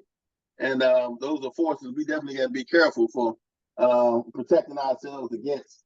We are not, into that integration jive, and and the study of Du Bois needs to be very carefully done, because he's a real prickly pear, that one. And that's why we, consider him an enemy of the race and voted him out of the race. We need the race trade. Long before Dave Chappelle came up with the race trade, we got rid of Du Bois and we voted him out of the race. So he's a and it's no surprise that Crisis was the name of his magazine, because he was having a serious identity crisis and didn't know who the hell he was, what the hell he wanted in life, except to be a white man's pet. But thank you. Yes, sir. Thank you, Brother Moriama. It was a disgrace to the race. Yeah, there's a pretty I'm trying to find it, but Sister Diane, you don't remember where that was mentioned? This is a fallacy of respect, where that was mentioned in Race First, because Dr. Tony Martin did have a very strong criticism of Du Bois, the damage Du Bois did in the chapter on Africa, and his efforts, along with others, the efforts in Liberia. I don't know if that's what you mean. Sister Diane, I have a list of paragraph. Go ahead, Brother Shock. I'm sorry. Everything the Alma Marcus Garvey that I could get my hands on that he wrote complaining about the work of Booker T. Washington to undermine the UNIA. Maybe one day we'll take time out to kind of look through this.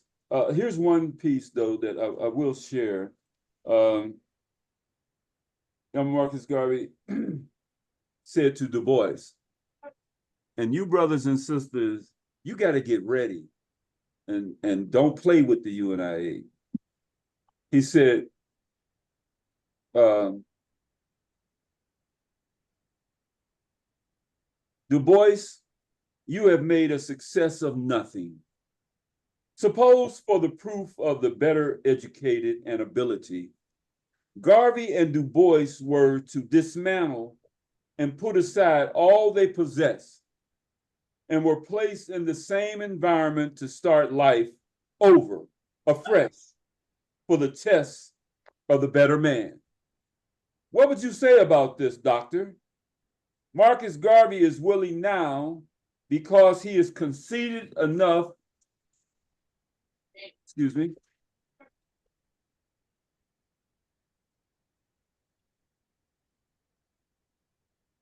Go ahead, Brother Shaka.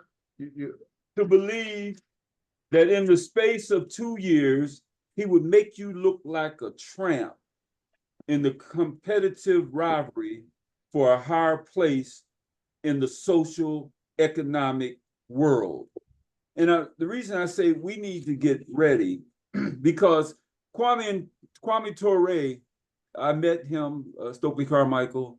I was the co-chair of the student government at Olive Harvey College.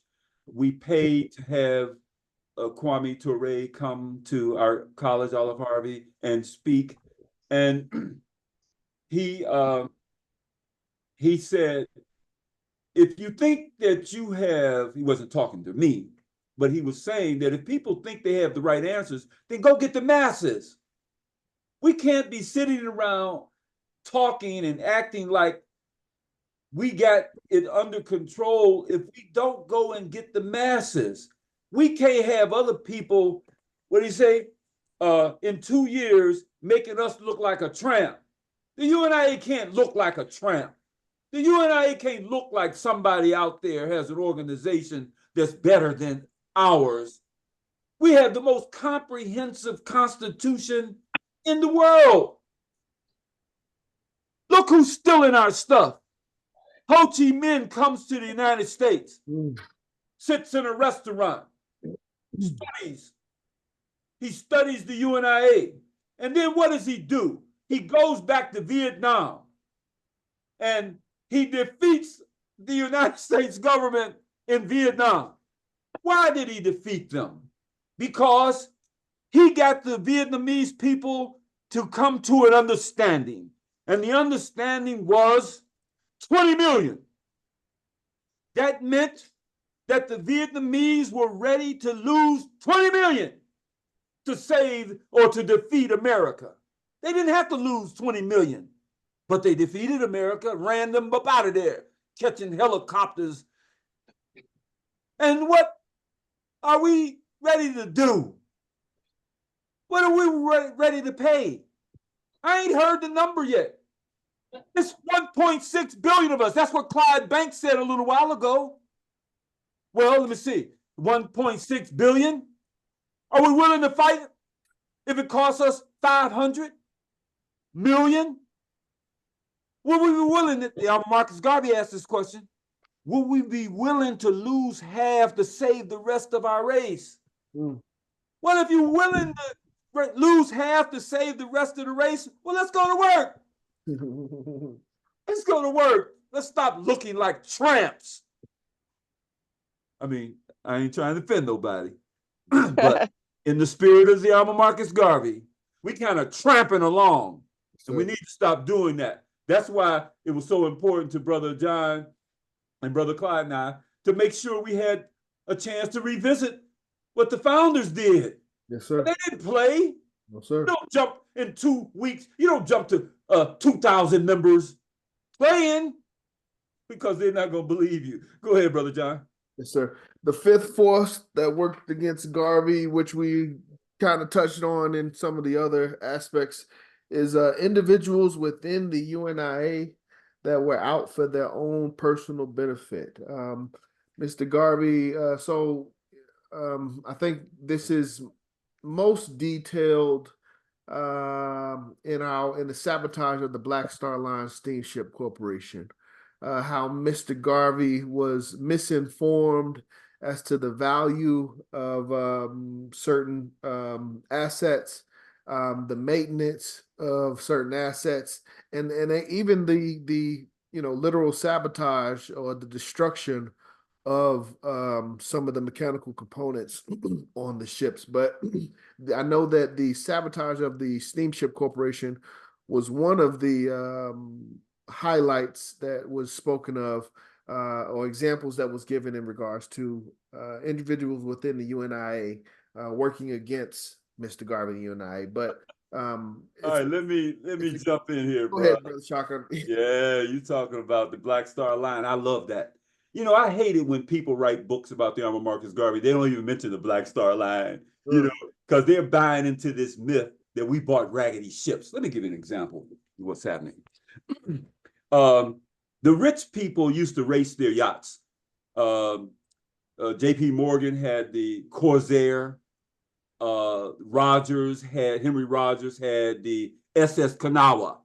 That's the one we bought.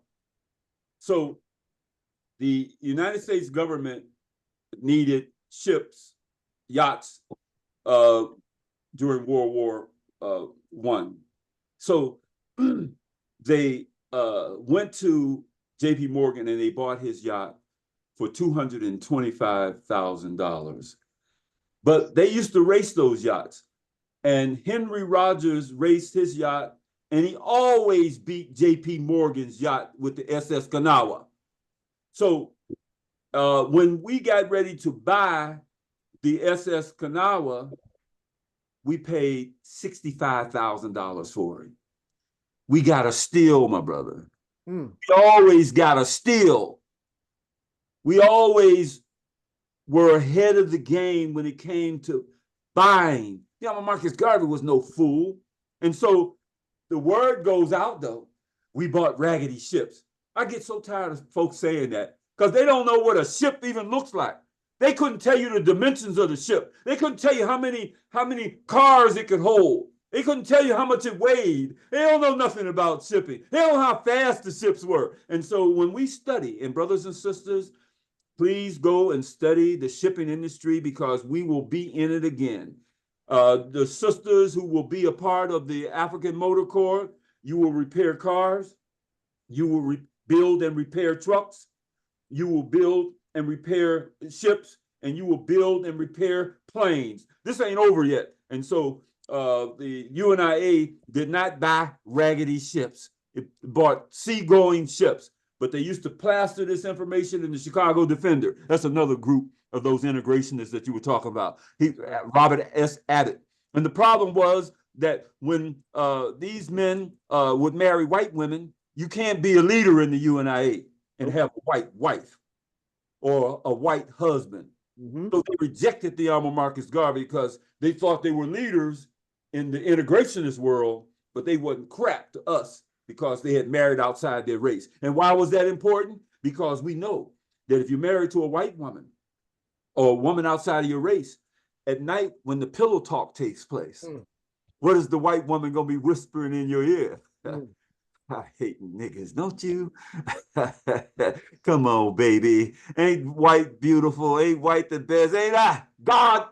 And so those men, they cannot lead our race if they are married to a white woman. And those women who are married to a white man, I'm sorry, you can be in the UNIA. They can't, but you can be in the UNIA, but you can't lead us nowhere because you made a fatal decision that will affect decisions that you make in the future in reference to our race because you didn't choose a woman that looks like your mother and your grandmother and your great-grandmother. Or man, you didn't choose a woman, you didn't choose a man that looks like your father and your grandfather and your great-grandfather. So the UNIA is clear on that inside of our Constitution. So the Black Star Line Steamship Corporation, man, those were some excellent ships. Now, there was a shortage, so you had to pay sometimes a little higher price because when we were purchasing ships in 1919, they were buying ships to repatriate people back to their countries. In other words, if you were from France, we'd have to get some ships to get you back to France or get you back to wherever you had to go.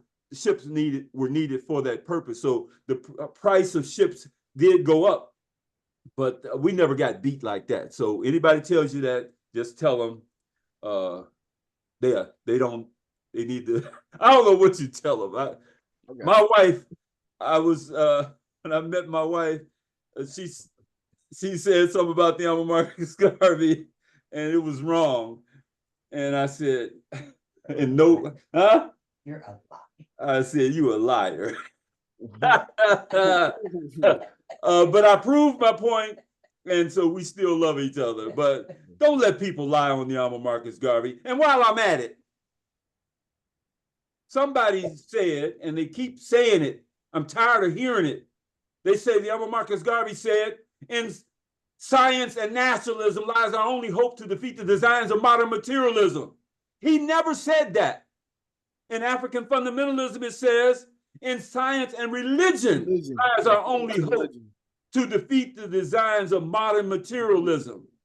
So when you catch a brother or a sister that's saying something, you know it's not true about the Alma Marcus Garvey. The Alma Marcus Garvey didn't talk just to be talking. He said something that was meaningful, that would be necessary for us to understand. And so don't change what he said. Yes, if you want to say that, say it. But don't say he said it because he didn't say it. That makes you a liar. And eventually people are going to discover who the liars are and say, hey, man, you lying on the Alma Marcus Garvey. You know, lie on anything else. Lie on your wife or your children, but don't lie on the Alma Marcus Garvey. Go ahead, Brother John. How much time do we have? Because I want to finish this, and I especially want to hear from some of those who are here who haven't had a chance to say anything. We got 25 minutes, and we're wrapping up. On the individuals within the UNIA also, I remember I have this picture, the trial against Marcus Garvey. So there were defendants, there were brothers and sisters that actually took the stand to testify against Marcus Garvey. Yeah, here's what happened, bro. I think you were about to say the fact that there were 35,000 stockholders of the Black Star Line. All of them were members of the UNIA. So what the government was able to do, they went and got 18 people.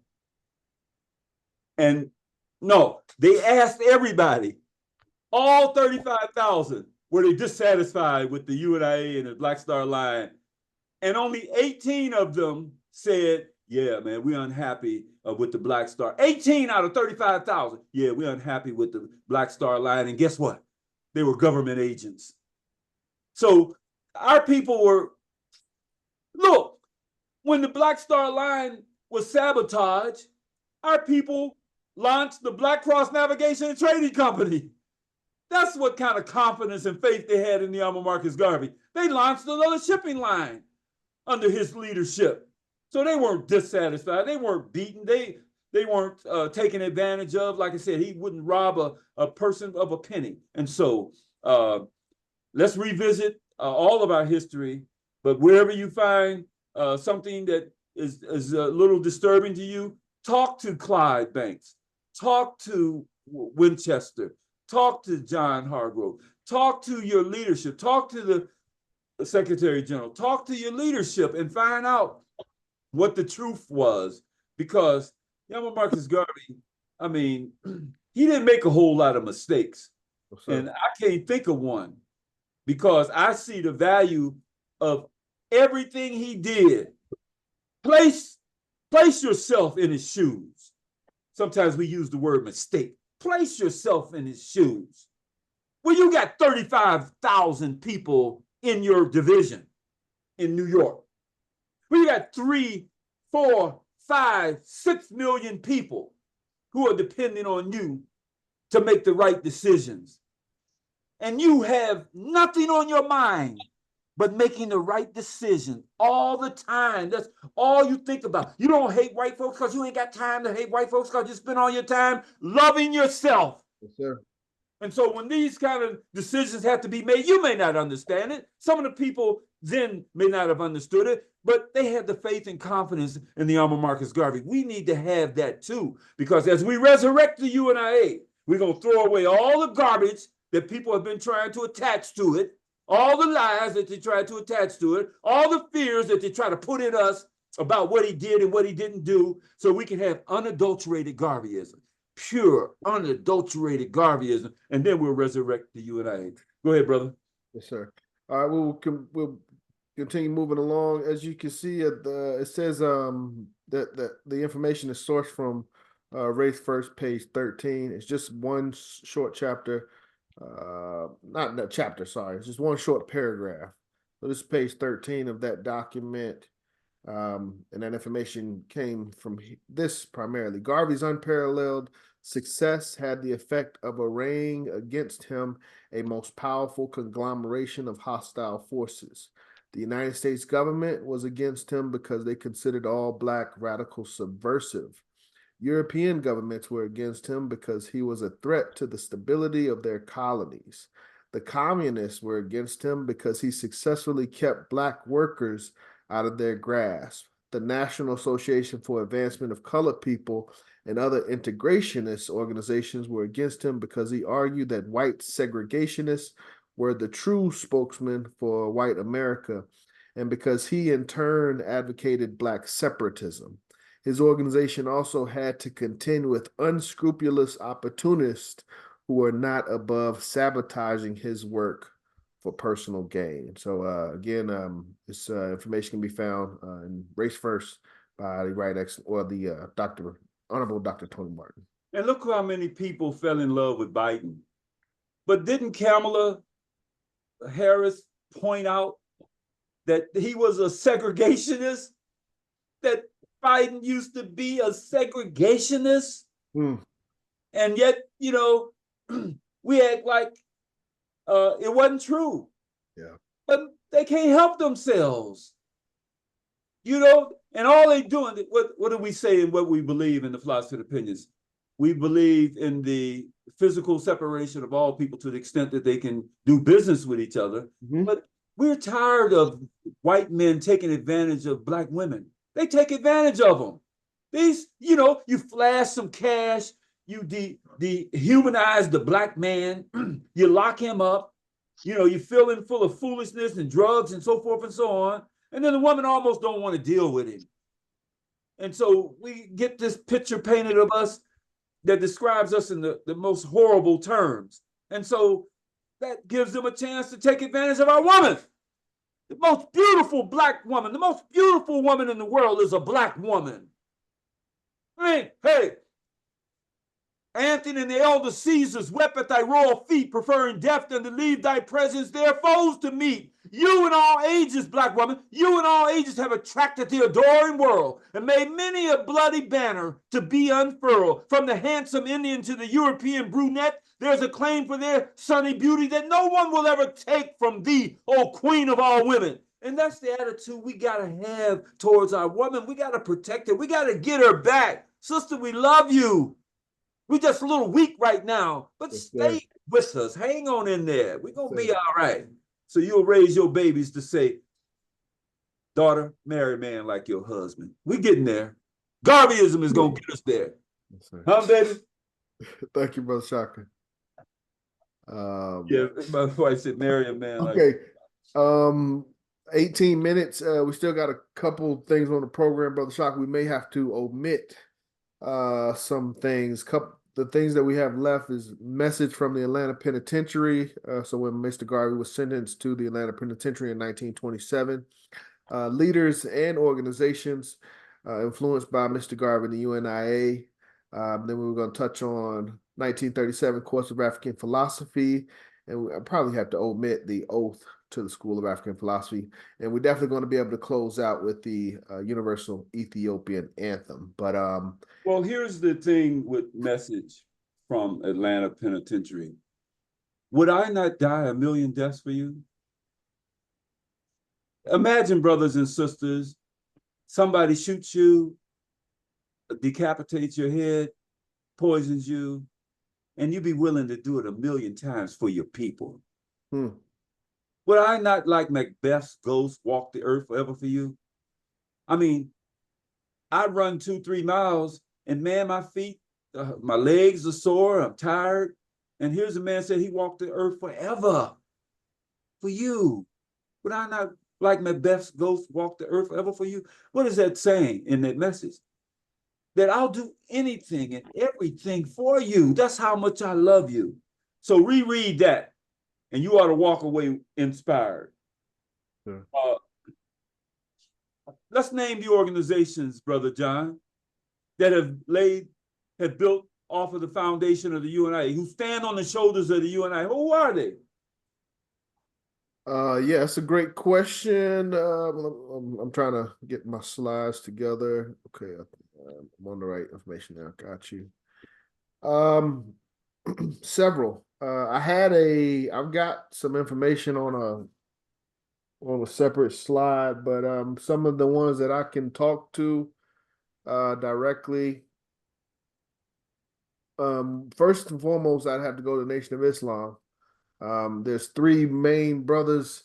You know, we can go through the timeline. First, Mr. Farrakhan, who was raised, you know, when he even says it, there's a time when he was a young man and he saw a picture on the wall and he asked his elder who that man was, and if he could meet that person. He found out that man was Marcus Garvey, but he had transitioned and he couldn't meet him, and he came to tears. But eventually, he goes on to find Elijah Muhammad and become a great follower. And Now, check that out. You're exactly right. He said he came to tears. Yes, sir. Can you imagine what he must have understood that made him come to tears because he couldn't serve the Honorable Marcus Garvey? And here we are, 2024, able to serve the Honorable Marcus Mosiah Garvey. Yes, sir. And don't appreciate it. We ain't serving individuals. We serving the founder, the teacher, the leader, the guide, the Honorable Marcus Garvey. Because only when you get the spirit of Garveyism in you, till you breathe it, till you dream it, till you sleep it, till you eat it, only until you get it in you that it does not die, will you be able to build the UNIA.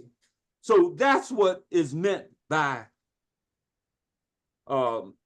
embracing and holding on to the teachings of the Honorable Marcus Garvey. So in that book, in the message, he'll say, hey, would not die a million deaths for you. So the organization, the Nation of Islam, that's one. What's another one? Kwame Nkrumah. Dr. Kwame Nkrumah, the first president of Ghana. Sure. He said, do you have his quote? Can you quote him? I'll quote him. Yeah. He says, I look for a formula to address the question of imperialism and colonialism on the continent of Africa. I studied Hegel's and Kant and Engels and all the philosophies, but the one that did more to fire my enthusiasm than any other philosophy was what? Philosophy and Opinions of Marcus Garvey. The Philosophy and Opinions of Marcus Garvey. In another organization or another institution. Kwame Ture, who went on to found the All African People's Revolutionary Party. Kwame Ture.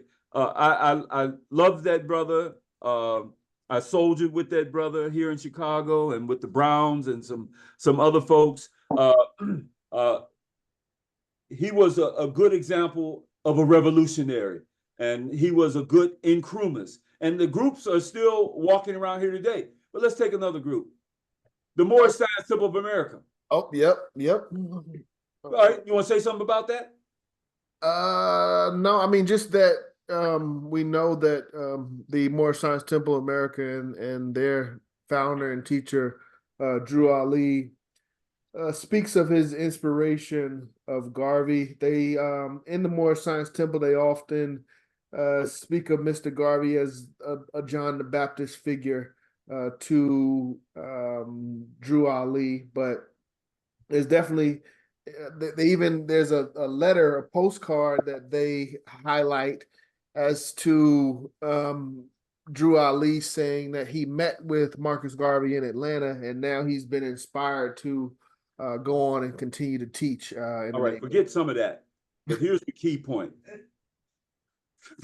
Man, I got people running up to me, putting all kind of people in the cars that the Honorable Marcus Garvey's sitting in. Oh, look over there. That guy right there is Noble Drew Ali. Look over there. That guy right there. Man, here's the key. The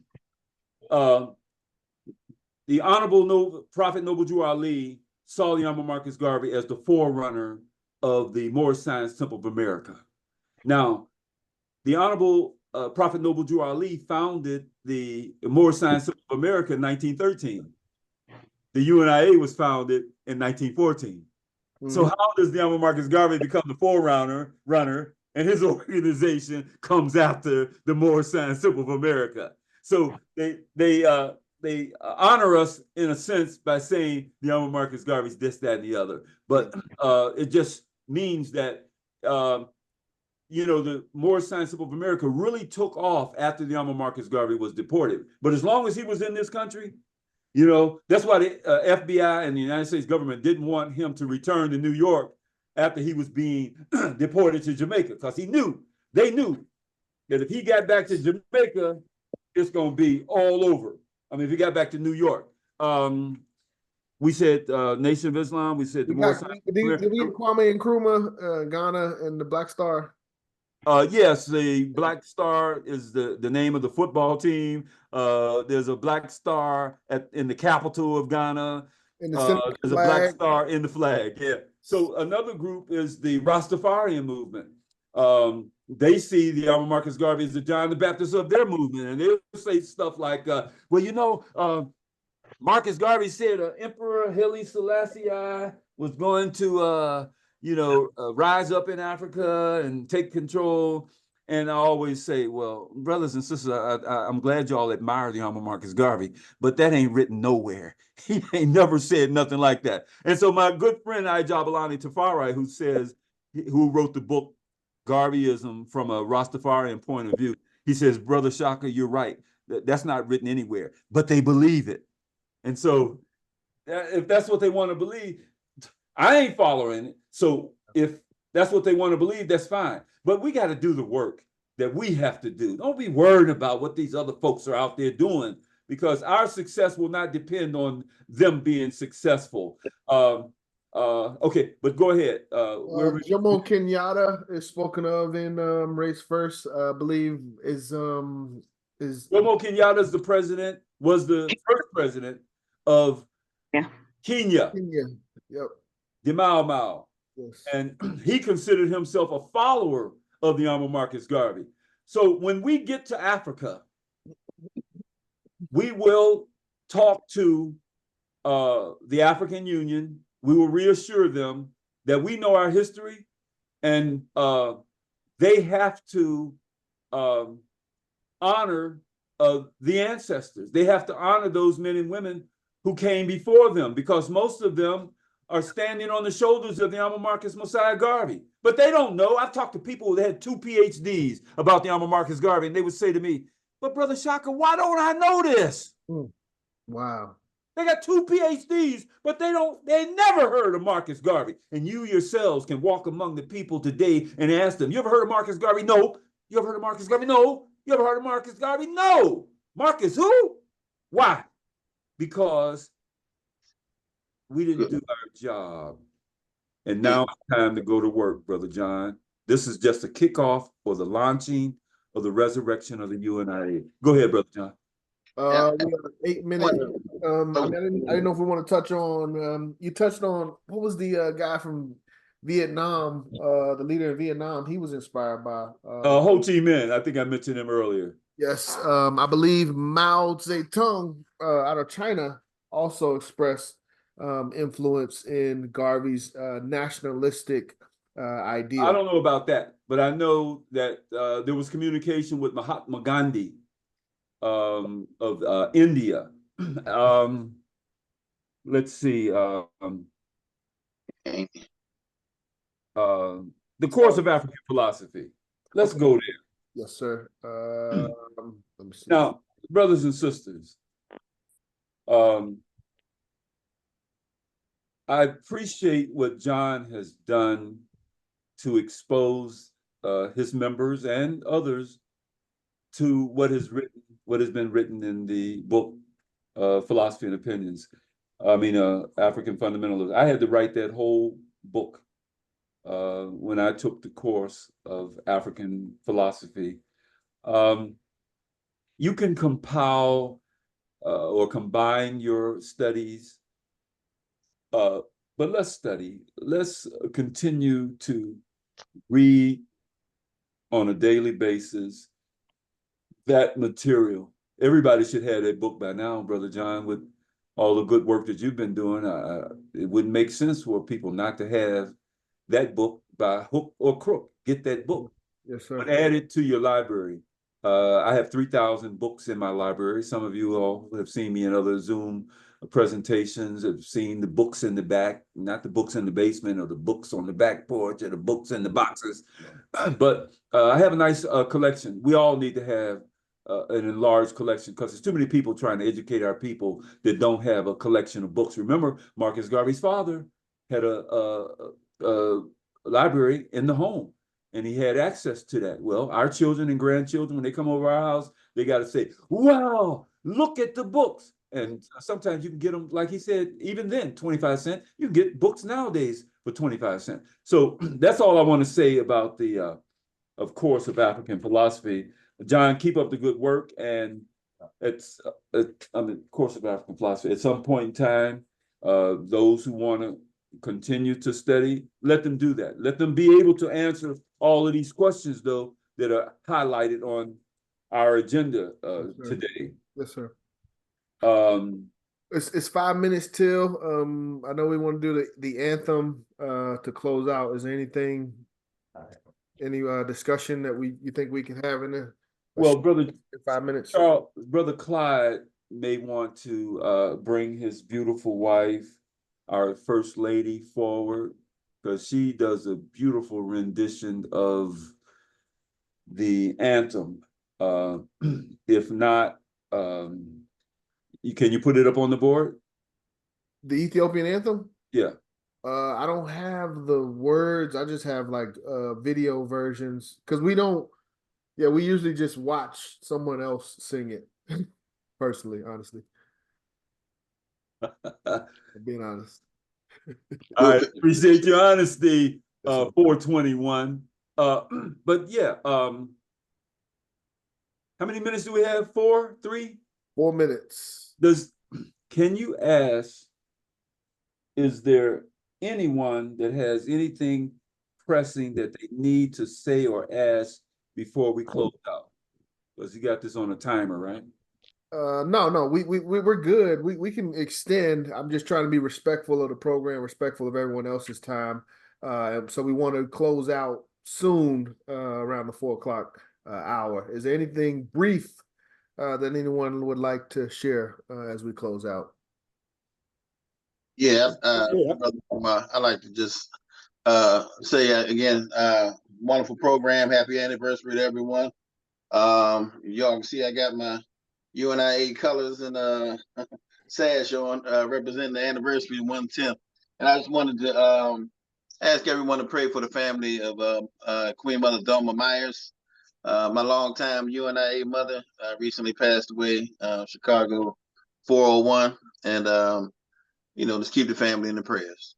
Yes, sir. Yes, sir. Thank you for that, Brother Moriama. Anyone else have anything brief? I just want.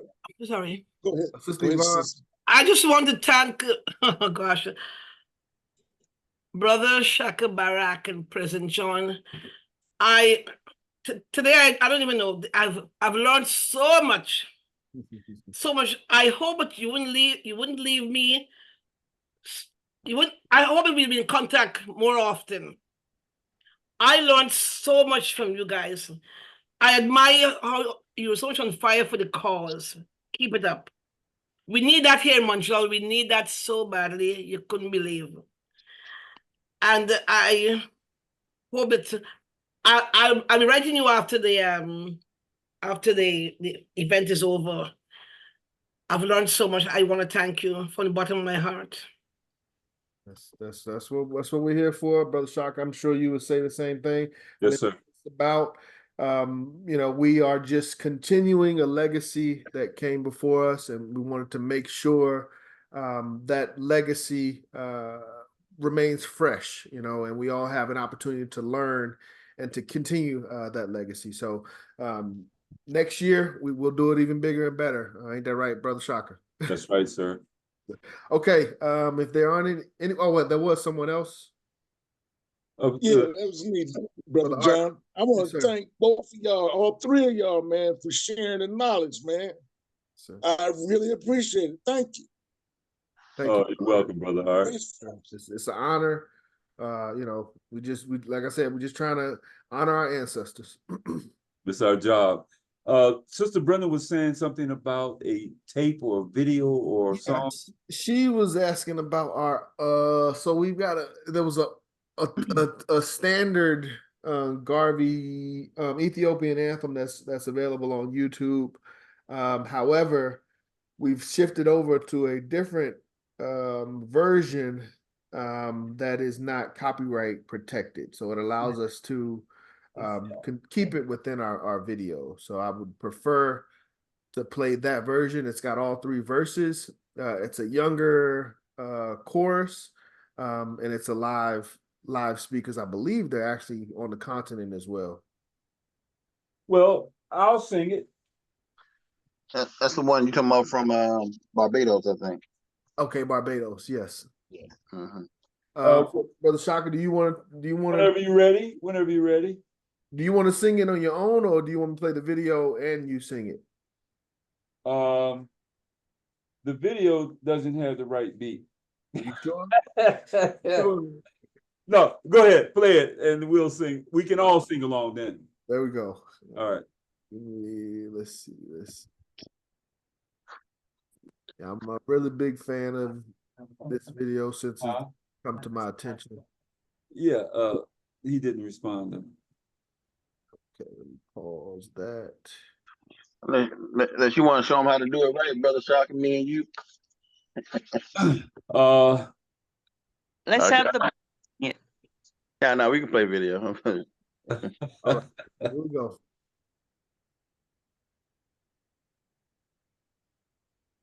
Okay, wait a minute. Let me run that back. Forgot I gotta turn this volume up. Okay.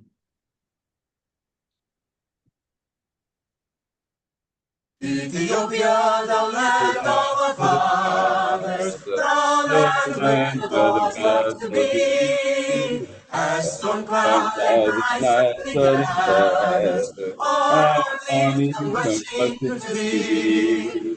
We must end the fight, be victorious, when storms on us working, for us will the victory be glorious, and led by the red flag we advance, advance to victory, and Africa be free. Advance, advance to meet the foe. Advance, advance to meet the foe.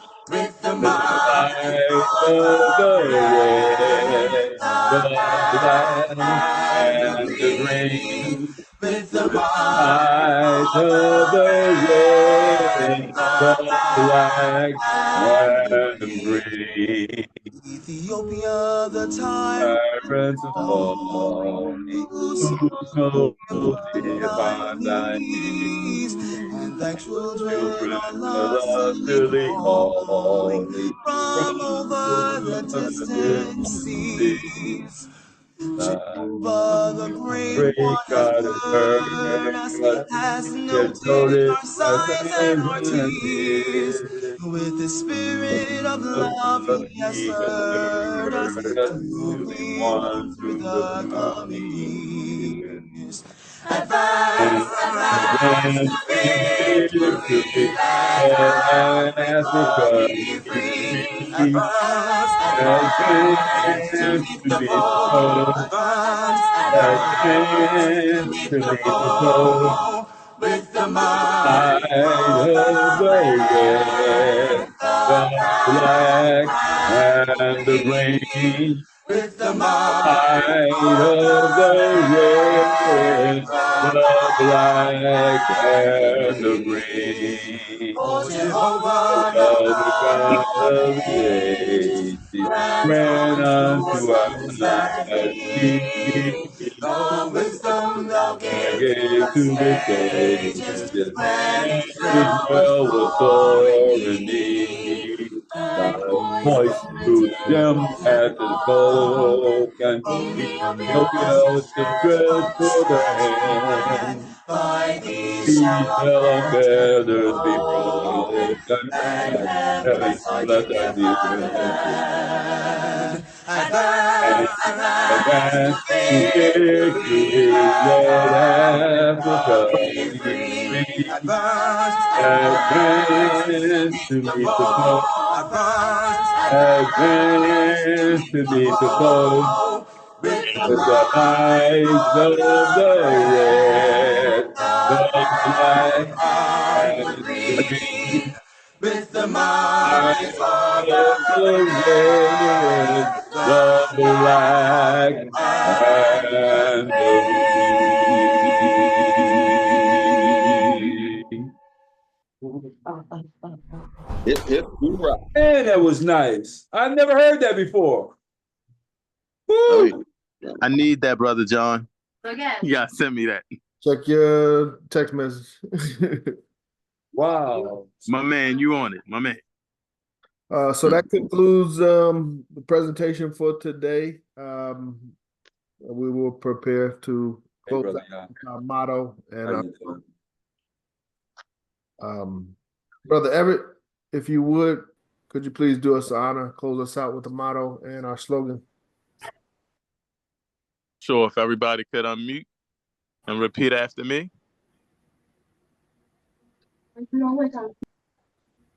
One God, One God, God, one aim, one aim, aim, one destiny. one one destiny. destiny. Africa, Africa, for the Africans, for the Africans. Africans, for those at home Those at home and those abroad. and those those abroad. Last Up but to not mighty least, race, race you can first. accomplish what you will. Race first. I see you, Dr. Sam. Race first. Race first. Stop recording.